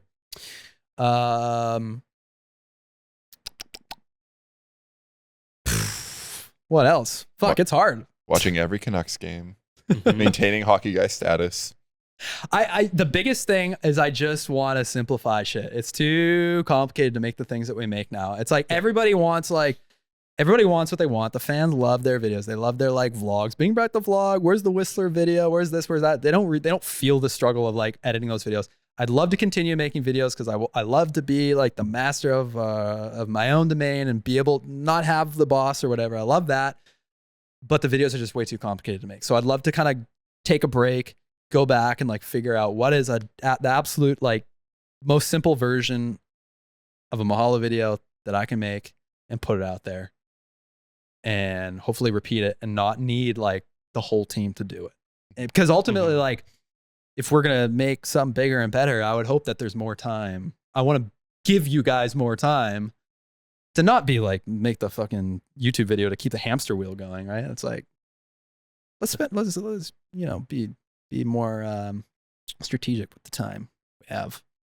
So that's kind of what's on my mind. What's next for you, Dave? I don't know. Yeah, I mean, I'm even looking at like, I was looking at office jobs, man. I was like, maybe for yourself? Yeah, I was looking. Oh my God. I'm trying to help grease the wheels here because this is where we get honest and it's hard to talk, right? I was looking at there's a SRAM opening, video production manager. I was like, oh, maybe I'll do that. And I'm like, oh my God, I'm probably gonna hate it. I'm gonna have to like, my emails are gonna have to be much more professional. I'm gonna have to wake up for meetings all the time. I'm gonna have to learn way more about bikes. If it's a flop, it's gonna be way worse than me going, oh well, that one didn't work out. You know. And then I even was like, well, maybe like in addition to some YouTube videos, I could be making like some wedding videos here and there, go back to my roots. I could make a couple, like take some family portraits, people are making like $1,500 just taking a couple photos of the baby, go home. And here we are working our butts off for like $1,000 or something like that, The grass always seems greener though. Yeah. Yeah, definitely. I'll probably end up with some corporate job. I don't know. Maybe advertising. Maybe, I don't know. Doors open. That was a funny way to put it. I'm not laughing at that. It sounds There's sad, nothing wrong. though. There's nothing wrong with working a corporate job. That's like a steady salary. It's what I've always assumed I would, would have been doing. And shocker, that's what 90% of the people in the world do. It's okay. Totally. If I may, Brooke, would you chime in here? Would you pull the mic over? Jason, maybe you can like pull it. Because, we do this creative thing, massive our own domain, whatever. We can it's great. Grass always seems greener though, because Brooke was, I don't know, you watched one YouTube video and it sent you into an emotional spiral. And the video was like, don't get a creative job. Just get a 9 to 5, get something simple where you can clock in, clock out, and it'll make your life more simple. It makes your money easier. You're not like chasing what's the next project? There's no downtime. Do you have anything to say about that video? No, that's basically it. I nailed it. I understand that sentiment, and I think you can do a bit of both. Like you can get sort of the more structured corporate whatever job that has a layer of creativity, but for me, whatever I'm doing for 8 to 9 to 10 hours a day as my job, that's going to sap most of my energy for a day anyways. And then so if I go and do something that I just find completely mind numbing and then I have no energy for most of my days, it's like, that's a tough prospect for me. Even though I like understand the sort of like, oh yeah, just do something you don't care about and, compartmentalize. I don't think that's real for me. Yeah, I agree. Like it ends up being so much of your that time. type of thing anyway. You have both sides of the coin now. Yeah, I think it's like I've never worked the regular job. Mm-hmm. And I feel like I don't know, it makes me feel sometimes like an incomplete thing. I feel like sometimes you guys are here in the office thinking like, well, Matt's just never had an office job. He just doesn't get it. He doesn't get it. He doesn't get the fucking this, the checklist, the whatever. And I'm just like the maniac who's like, I don't really think I'll just go with my emotions and feel whatever's best in my heart is where we'll go, guys. And I'm not like, well, here's Q1 looking like, that leads to Q2. I'm like, I feel like I don't have a full toolkit in that way. Depends what you want to do though. I feel like those companies have those processes because they're so big and have so many employees that they need them and they have to adhere to them. Whereas it is nice being a small business and then you don't have to do like Q1, Q2, Q3 planning. You can kind of be a bit more, fluid with it. Yeah, it's always the more people you have, the more structure and rules and everything you need. It's like all these YouTube channels that are becoming so big that they're now corporate entities, and then the people are leaving because I didn't sign up to do a corporate job. Yeah. I mean, let's talk about the social media aspect of it too. It's like it's fucking, it's not healthy to be like chasing the likes and the comments and the impressions, but it's like ultimately you have to do it to some degree. Like I said earlier, I was like, oh, you got to do things that are meaningful to you and come from your heart. But at the end of the day, you can't keep doing that for 2 years straight and not be getting views. You do have to figure out. If you look at Mr. Beast, like Jason, you shared through Mr. Beast. What was it? His manifesto. His manifesto, right? Where'd you find that? It's got leaked. It's on the internet. Yeah, that was not supposed to go public. Interesting. Yeah. Anyone can go read it if you just look up Mr. Beast manifesto. It's like 40 pages or something like that. It's just text, like literally like bad grammar. Yeah. It's like he texted it to you kind of thing. Yeah. And it's his look on how to make the best YouTube videos, not make the best films or Hollywood films or TV shows. It's all YouTube videos. And it all kind of boils down to like, look at the analytics. Yeah. And like do everything in your best interest to just keep the audience retained. And like as YouTube creators, I get it. I get you want to do that. But also as an artiste, it drives me fucking insane. I just want to make the voice. I just want to make films that I think are funny and make it cool and like have the intro and the outro that I think is nice. And it's like you have different goals. Yeah, you have different goals. His whole goal was to be the most popular YouTuber. Like his goal is more of like an entrepreneurial one than a creative, artistic one. Yeah. So then when we start seeking our own like goals, like I don't care about the analytics. Well, now you're not getting the views and you're not getting the money, and then your business is tanking. It's a balance. It's a balance. So but then also, just like the Instagram thing is like you work so hard to post one thing. Mm-hmm. For us, we've had a lot of success this year. We've had like millions of views, millions of impressions. Mm-hmm. And then the lifespan is so short. It's just like the thing dies in 2 days. Maybe you make the rare thing that still kind of serves a little bit of entertainment for, but still disposable though. No one's going back to a thing on Instagram from 4 months ago. Can't even fucking ever. find it. Can't find it. Yeah. But then also like our how to buy a mountain bike, that thing has like lived forever. Many lives. Since it's been out, and that thing can't stop the engagement on it. It's like, I do seek more of that. Like something, not more like that style YouTube video, just more that impact. Yeah. Right. It's more rewarding for sure. I don't really want to just make the thing that someone's scrolling in bed, like, haha, that was funny. Send to friend. Friend doesn't react. Then it's over. I feel attacked. That's it.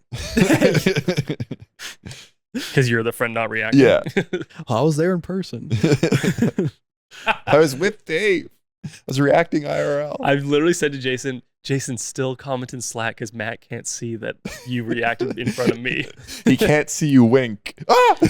Or it's like coming to the office and it's like, oh, Jason, how's the finger? It's like, oh, well, he said this and they said it's a 9 out of 10 and, I got this report and the x-ray came in, da-da-da-da. And then Dave's like, oh, cool, thanks for updating me. And then I come in the office and I'm like, how's the finger? And you're like, yeah, it looks good. Because you're like, well, I don't want to explain the whole thing again. I just explain the whole thing to Dave. I'll give you the and then I notes. go, Jason, tell him what you told me. Tell the whole thing. Tell the whole class. Yeah, tell the whole class. Yeah. Oh man, it's funny. We have our own office life now, huh? In here. It's like I never had an office job, but we kind of turned this into an office job. It's an office job. Yeah. In a way. Studio job. In a way. No water cooler. We got the jug. Dave's got no his cooler. teapot. Yeah, I got my teapot. That's true. We got the guy with the dirty ass mug. Yeah. That's funny. Yeah. So I just feel bad though, because you're like, oh, I'm gonna get a corporate. No, I actually job. don't feel bad about it. I just was more being kind of like, well, you got to say something positive because someone's gonna listen to this. My family gonna be like, geez. Oh, really? Dave sounds upset, man. No. I'm excited. I'm looking forward to it. I think it'll be good. I've never seen you more stoked in your life. Yeah, Good change. It's so stoked. You're almost as stoked as those two dudes on the speak pipe. Kevin and Griffin, probably. But you're so talented, Dave. Oh, that's so nice of Nobody you. knows how many things you're good at. Dave? You're the underestimated guy behind the scenes. You're not the front-facing guy. Sometimes you're on screen, but you're so much of it is, oh, that's funny because Dave had his input on it. Or that only hits the broad audience because Dave came in and was like, nobody's going to understand that, Jason and Matt. That's way too niche. That joke doesn't make sense. Make it more broad.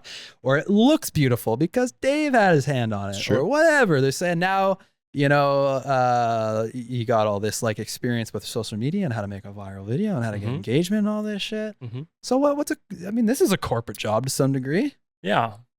Part of the genuine answer is part of it is I don't like, in some ways I'm like, I don't even know what to look for. Like, I don't even know what the search terms are. I don't even know, like, there's a certain level of like, all right, like, yeah, what are the companies in town? Like I actually don't know like the label. And even before this job, when I had my last job, I kind of poked around in the market and I was kind of like, I was looking at tech company jobs and I was like, I don't want to do that again. But that was kind of the thing I was most qualified for. And so even to this day, I still have a bit of like almost blindness on what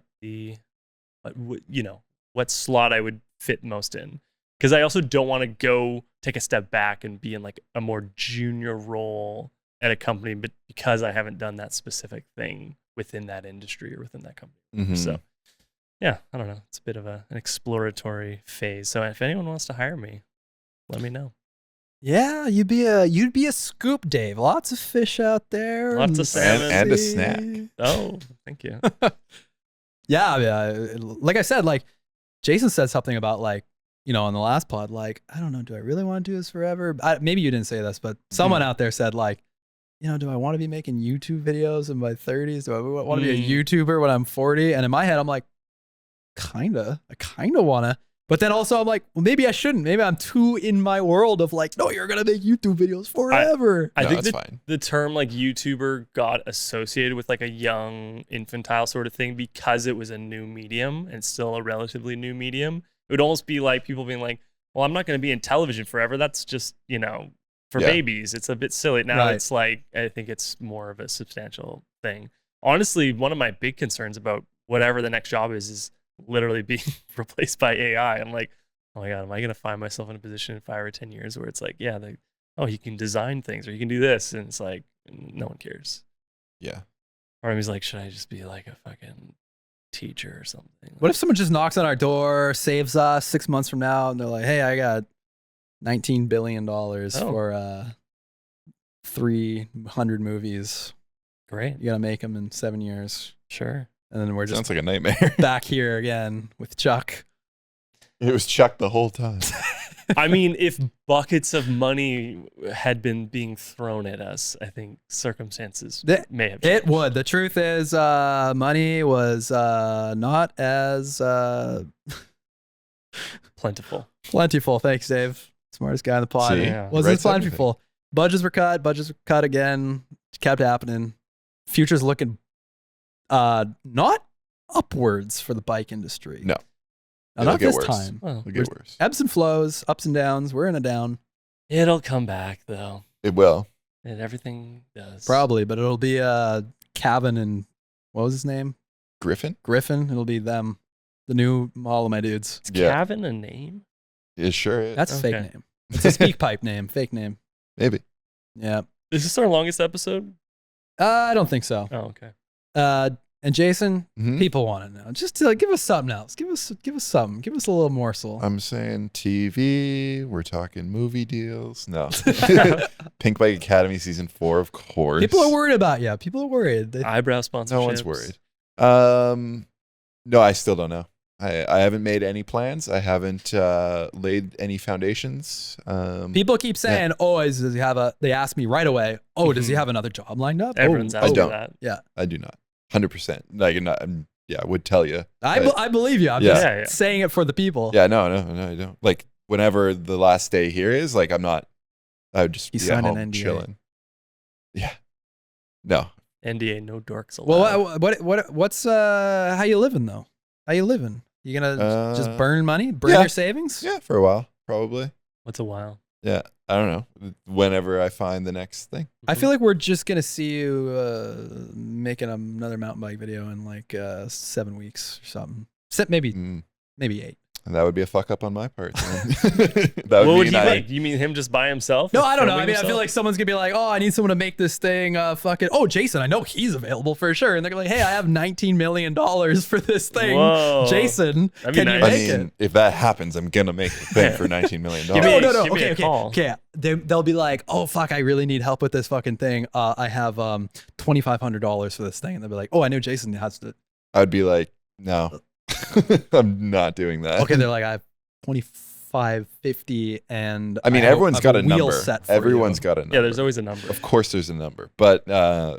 I mean, for the most part, no. Just say no.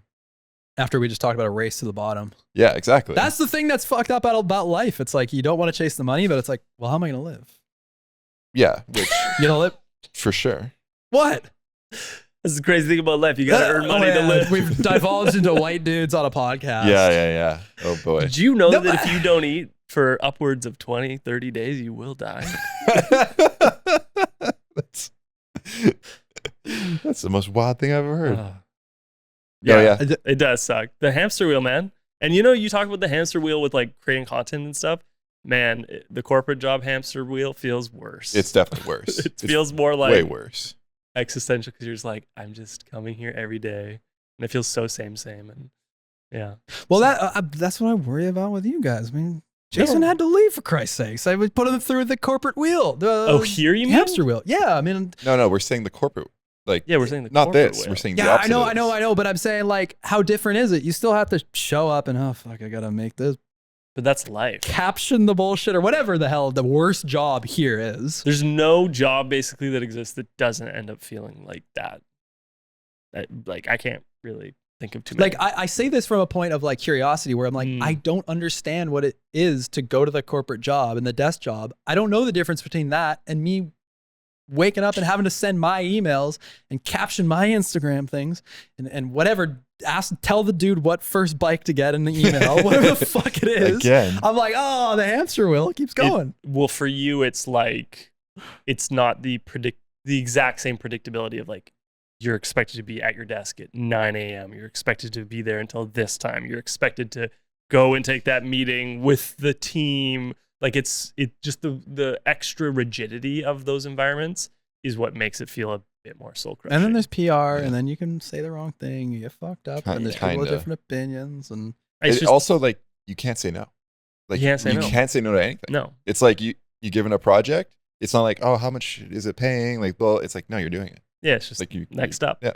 You can't say But no. was there any level of that here? Because like that, again, this is where I'm like, not really. Have I just conditioned people to be like, I can't, if I say no, I'm going to piss him off. He's going to go into a spiral of like justifying why the project should exist. And you're like, I'll just say yes, it's easier. Sure, if you want, go ahead. Yeah, sure.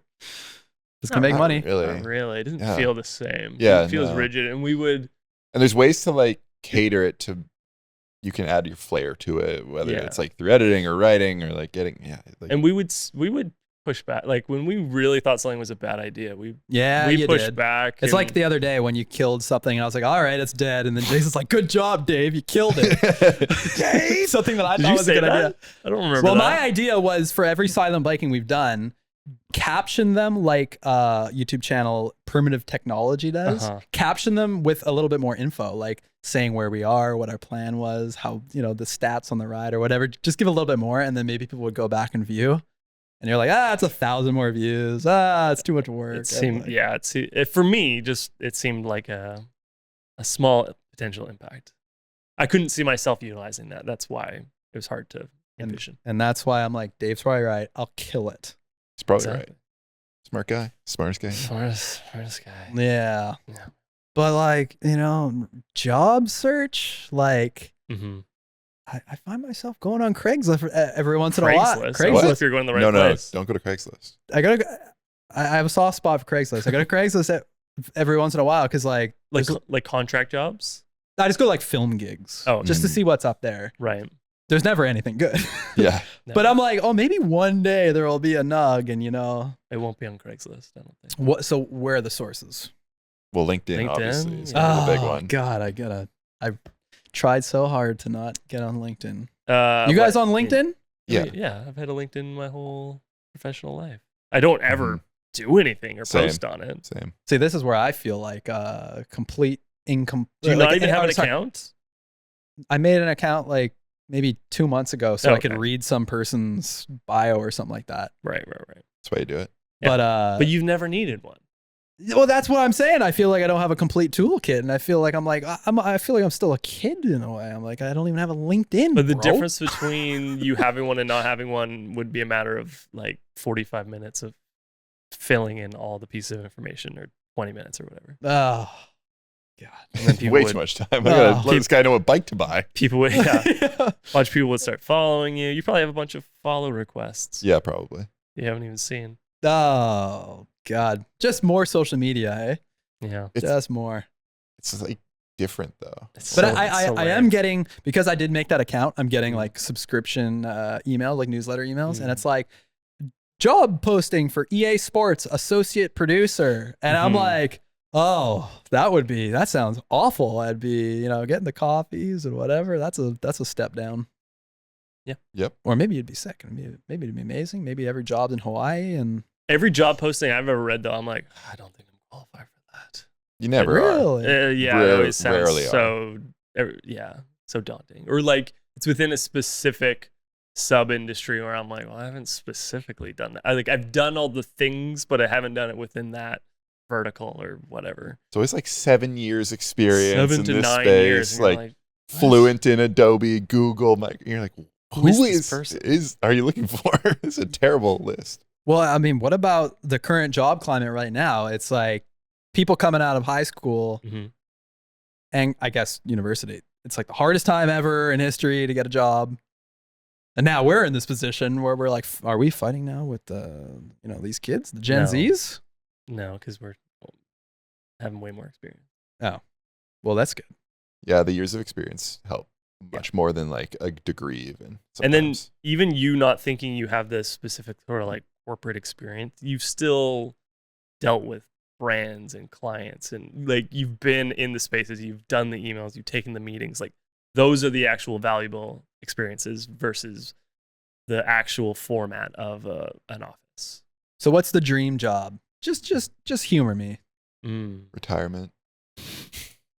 I think I've already said it's ice cream taster, ice cream like scientist, whatever. Definitely. Like Brooke and I still have the dream of ice cream cart, e-bike powered, ride around the beach. There's people doing that. They make like $100K in a summer. Jesus and we fucking Christ. love ice cream and love making Why are you doing ice cream. that? I'm telling you, that's why I need 3 months to think about life. I always, this is childhood dream job was video game tester. But I've even heard that does kind of suck. No, I you're wouldn't just playing, like that. You're playing You're shit games. broken They're games. broken. Yeah, or you're trying to no. break them. You're not playing them how they should be, but I'm going to hold on to that. In your mind, it's like you're a tester. It's like, we want you to see how fun this is for 1 week. And it's like you have a thing linked to you, and it's like there's like a fun meter. I would like that. Yeah, that's your version. This reminds me of a meme, fellas. Uh-oh. Let me see if this one translates to audio. It was a QR engineer, like a quality QA. QA, quality assurance. QA engineer in real life going to a bar, and it was like engineer orders 1 beer. This is the premise is trying to figure out like punch holes in the system, see if you can force errors. Orders 1 beer, orders 0 beers, orders -1 beers, orders 1,000,000 beers, orders a frog, orders a cat walking on the keyboard. Yeah. And then someone goes in the bar and asks where the washroom is, and the whole place blows up into flames. I don't know if I get it. Laughter, hold for laughter. Cut this, guys. That's the end of the podcast. That was the end of the feeding off each other podcast. Well, don't get mad Fucking at us. QA Explain it to engineer us. joke. Jesus Christ. Maybe you need to see it visually. Go to speakpipe.com/feeding. No, it was just like this is what I feel like a video game tester has to do. All they are doing is like trying their best to break the game. Right. I see. And it was like the guy who's like goes to the bar and he's trying to order beers in the weirdest way possible. He orders a lizard. He orders a and then someone comes in and asks, "Where's the washroom?" And the whole place explodes because the engineer didn't think, "Oh fuck, I should have tested that." Right. Gotcha. That's the joke. good. Brooks fucking passed out on the floor, not breathing. What embarrassment? Jesus. What hit harder, the guy going or that meme description? Exactly. That went great. I'd have to go Hank Hill on the podcast. Hit the lowest. Oh, with the AI, your AI Hank. Yeah.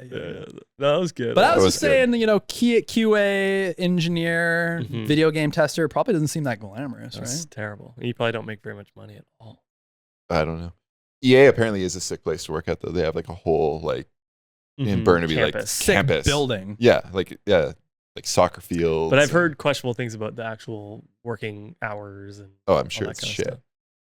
I play hockey with a guy that works at EA. He works on the NHL games. Speaking of hockey, is that your dream job? Hockey player?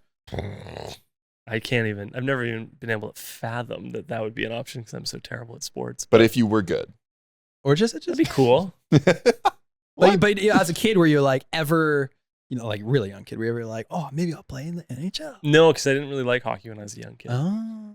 Okay, so what's the dream job then?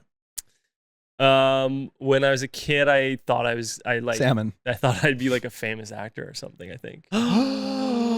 Oh my God. But that was me as a kid because I just loved movies and I would watch like Entertainment Tonight and stuff. And I was in my head, I was just like, yeah, that's just like what everyone will probably want to do. And amazing. Well, okay, I think we need to explain to the Chothers why Jason and I have that reaction. Because Dave never wants to do the thing Never wants camera. to be in front of the camera. And when we did a commercial a few years ago, Dave, all he had to do was cross his arms and smile to the camera. So like it was the Full self-conscious. House intro. And he killed it, whatever. He did as good as he could do doing fine. that. And then after that, he said, I'm never fucking acting in a thing ever fucking again. And I was like, what's wrong with that? it was just such an unfamiliar environment too, where most things I'd done in front of the camera, it's like 3 people. Yeah, there's like we had the whole 30 people, and it just felt like a very stressful. But I think it was also- the first thing we did in the day, maybe. We were also co-directing. We were co-directing. So it was like an your ego thing. alarm didn't go off that morning, and you were like 2 or 3 hours late.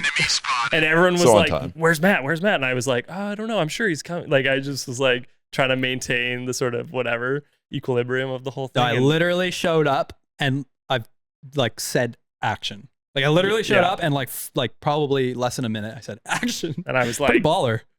Yeah, and then Dave, he crosses his arms and nods to the camera as if it was Full House. Yeah. I don't know. So Dave, that had a bigger impact on me than you know, because there was years after that, like even to this day, where I'm like, well, don't ask Dave to do the thing because he's probably gonna be humiliated. Even this morning, that came into my head because I'm like, oh, can we do the the reel, the stand up reel? Yeah, let's do that one. We wrote it. Let's do it before we hiatus. Mm-hmm. And then you were like, that would be a lot of fun. I would really enjoy that. That would be great. And I'm like, what the fuck? He's just saying that. Is that like, did Dave's little brother steal the keyboard? Who's writing this? That's not Dave. I did the thing in Overlander. What are we talking about? I know. And so then every time you do it, I'm like, oh, Dave's awesome on camera. He's funny. Like you get it. You're in the best way possible, critical of the movies, bad acting, good acting. You watch a lot of comedies. I'm like, well, that tees you up. Exactly. For some fun acting. I just don't think I'm like an intuitive actor, and I feel I'm not, like, I forget lines, and so then I just feel very self-conscious, and I'm by nature a bit shy and actually a bit introverted, even if I can come across otherwise. So it takes a lot of energy for me to do it, and I get nervous and I get anxious. I mean, it's very relatable because I feel the same. But a lot of times I end up on camera because I'm like, well, there's no other options. It's either me or Jason. And now next year it's gonna be like, well, it's just me. But I can't see myself doing like reels where it's like me being silly just on my own, filming myself. I can't see myself doing that now. I feel like I wouldn't be able to do that. That was in the past that I would have done that. Right. Yeah. Yeah. So anyways, famous actor, huh? But it's not what I want to do now. And it was never I never actually did anything to pursue it. Furthest I did was the improv team in grade 8. Oh, really? I never even did any drama, anything like that. Oh yeah, I took drama/acting grade 8, 9, 10, and then I was in film and TV in high school. They saw the salmon, and you just got right in. Yeah. Like, we don't even need to see your LinkedIn salmon. Now you're talking. You're in. But I was never in like a high school play or anything like that. Yeah, I avoided all of that stuff. I hated anything with a performance. I did a couple like band performances, and oh man, I can't handle the nerves. Yeah, that's stressful. Yeah, Jason though, he can. He's a killer. What? Yeah. What? Yeah. No. For what? No shyness in front of the camera. You're just like, yeah, whatever. Nothing matters. Jason, I wondered, can you cry on demand if there was a scene? Oh yeah, I could. You could? Yeah, I think I could. It would take. All right, do it. Some Do it now. time. Tears. Do it now. I think so. Do it now for the end of the podcast. You're so sad. It's ending. I can't. Okay, me that's fair. and Dave will just said like talk for 15 minutes. You work it up. Okay. Okay. Dave. Yeah, what do you want to talk about? I don't know. Maybe we should talk about something sad. Okay. Do you remember like those death threats that people used to send Jason back in the day? That was so sad. Remember that guy who called in like 10 minutes ago? I mean, maybe not 10 minutes ago. We've been talking for 3 hours. Okay. Happening. Oh, the glassy, right? Gentlemen. Oh my God. This is an audio medium, but Jason, he's conjuring tears. He's squinting his eyes. They're coming out.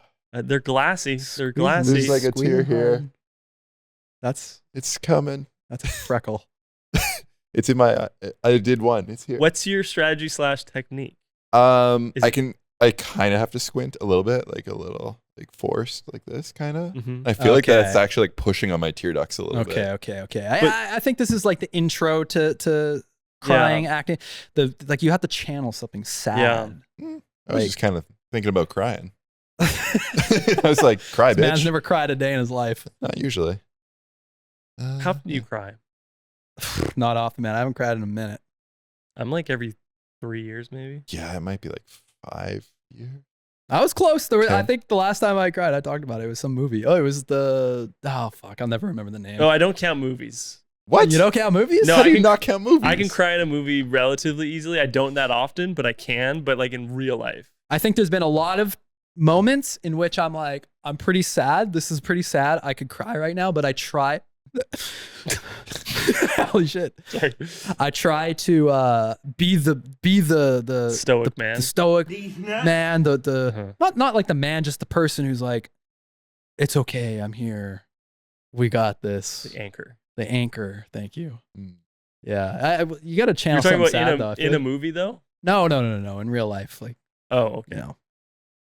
Yeah, men aren't allowed to cry, Yeah, that's why I'll never admit it on a podcast.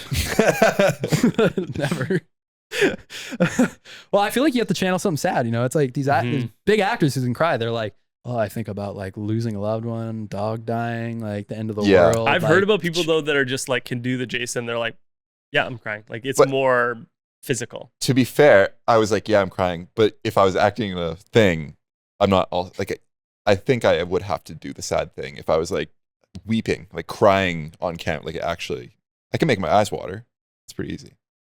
Because I think like, okay, if we're gonna make a movie one day, are we just like, are we gonna throw Jason like the casting opportunity or whatever, give him a called casting couch, and he'll send in an audition, or are we gonna go for the person who can like fully freak out and fully cry and everything? I feel like Jason can do it all, but he needs a little like tuning. We'll get him a coach. I feel like we'll get him a coach. Give me a couch. We'll get him a couch, an acting couch.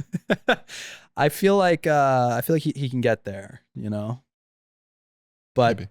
But also like these days, don't actors just put the solution? That's what because you do like 100 takes sometimes. It's like, right. You don't have that many tears. Like yeah. I think they do the eye drops. Yeah. It's all fake. It's all smoke and mirrors, Hollywood. It's fine. Well, I guess we got a little bit of a tear here at the end. Yeah. Quite a tear jerker, hey? 3 hours seems like a good amount of time. That's a good one. We really gave it to each other's. Only 10 more minutes. We could actually eclipse that 3-hour mark. I feel like there was like 17 things that I wanted to say on the podcast.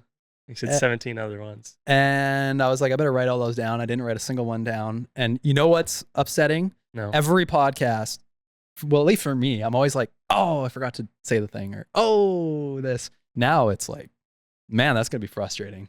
See, I almost never think that. Well, it's good that you're sane, Dave. I'm just like, whatever it was is what it was. Yeah, it's good that you feel no strong emotions one way or the other.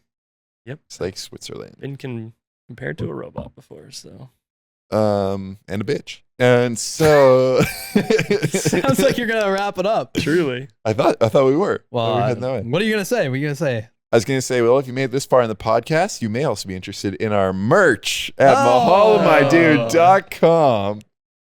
Yes, go buy merch. We are still doing a Black Friday sale, folks. With a ton of new We got some designs. great designs, some great stickers. I'm serious. Yeah, they're awesome, man. You wouldn't know. Like, the people don't even know how much we pull our hair out of our head, flip-flopping, going back and forth on like, what shirt should we do? What color? Is it long sleeve? Is it this? It's like, fuck, at the end of the day, we're just guessing. And it's like, well, we know what we would wear, but what would they wear? And then we're like, we're also 30 years old.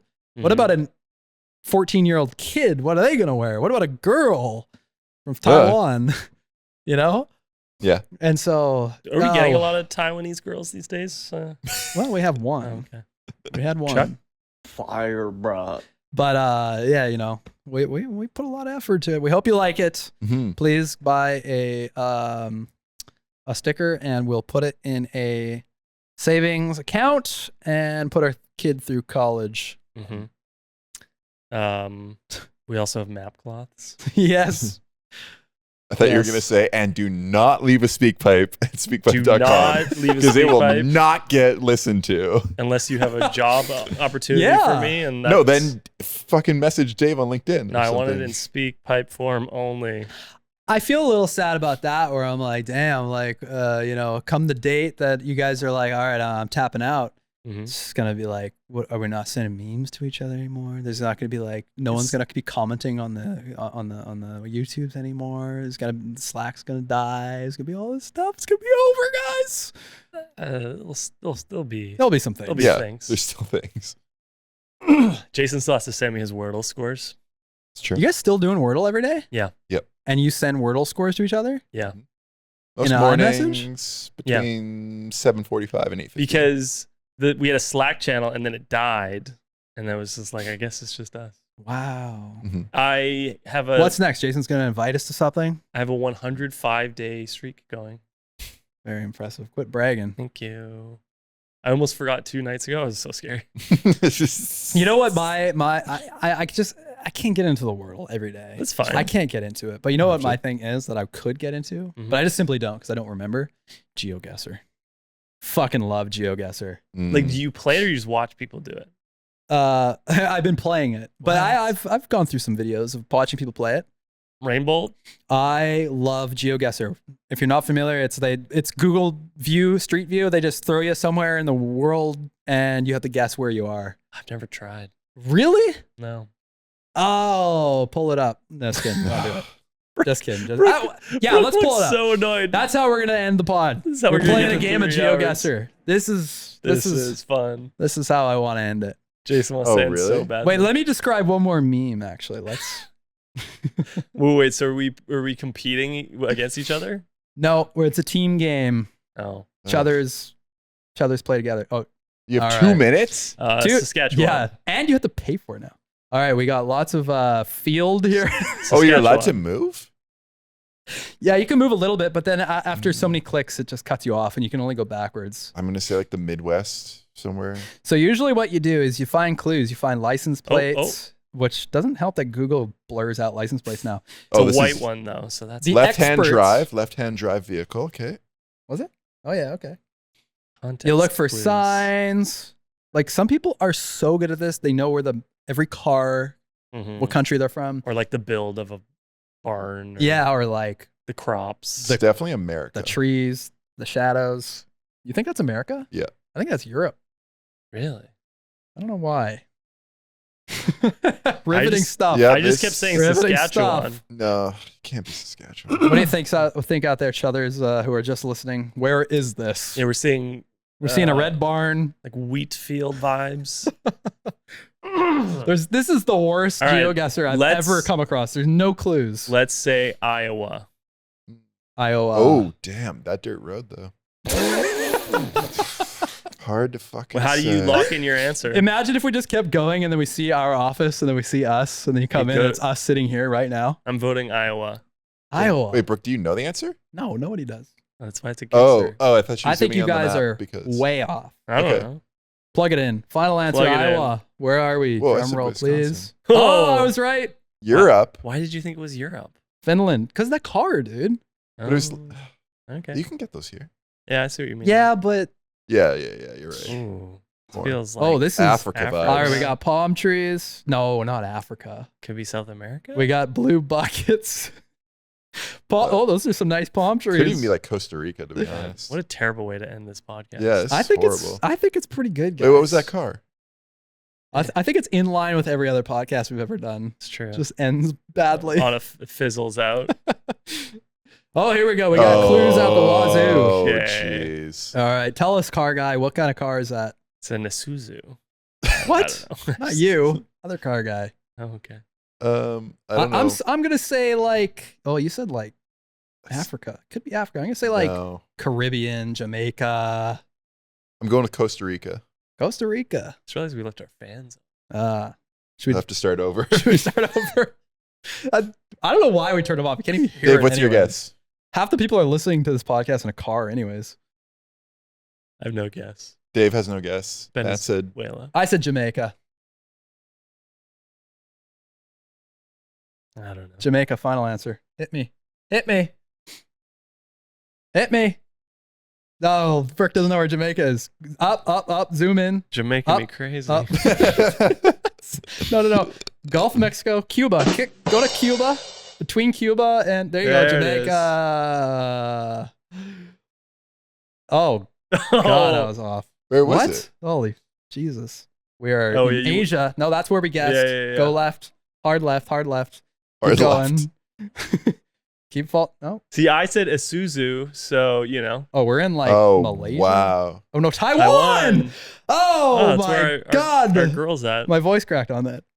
Yeah, we're not good. Taiwan. I refuse to do the third one. Yeah, me too. Yeah. Good call.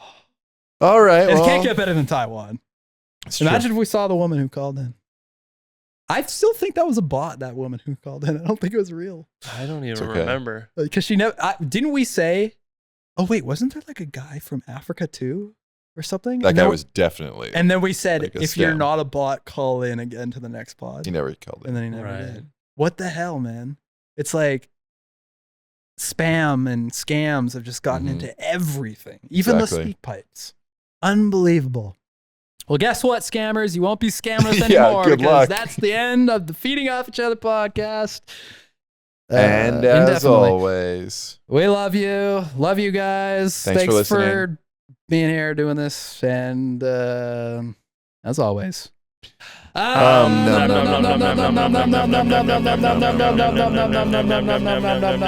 hours of goodness from the We Chothers. did it. We did it.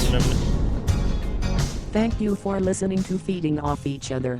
Please subscribe for more great podcasts.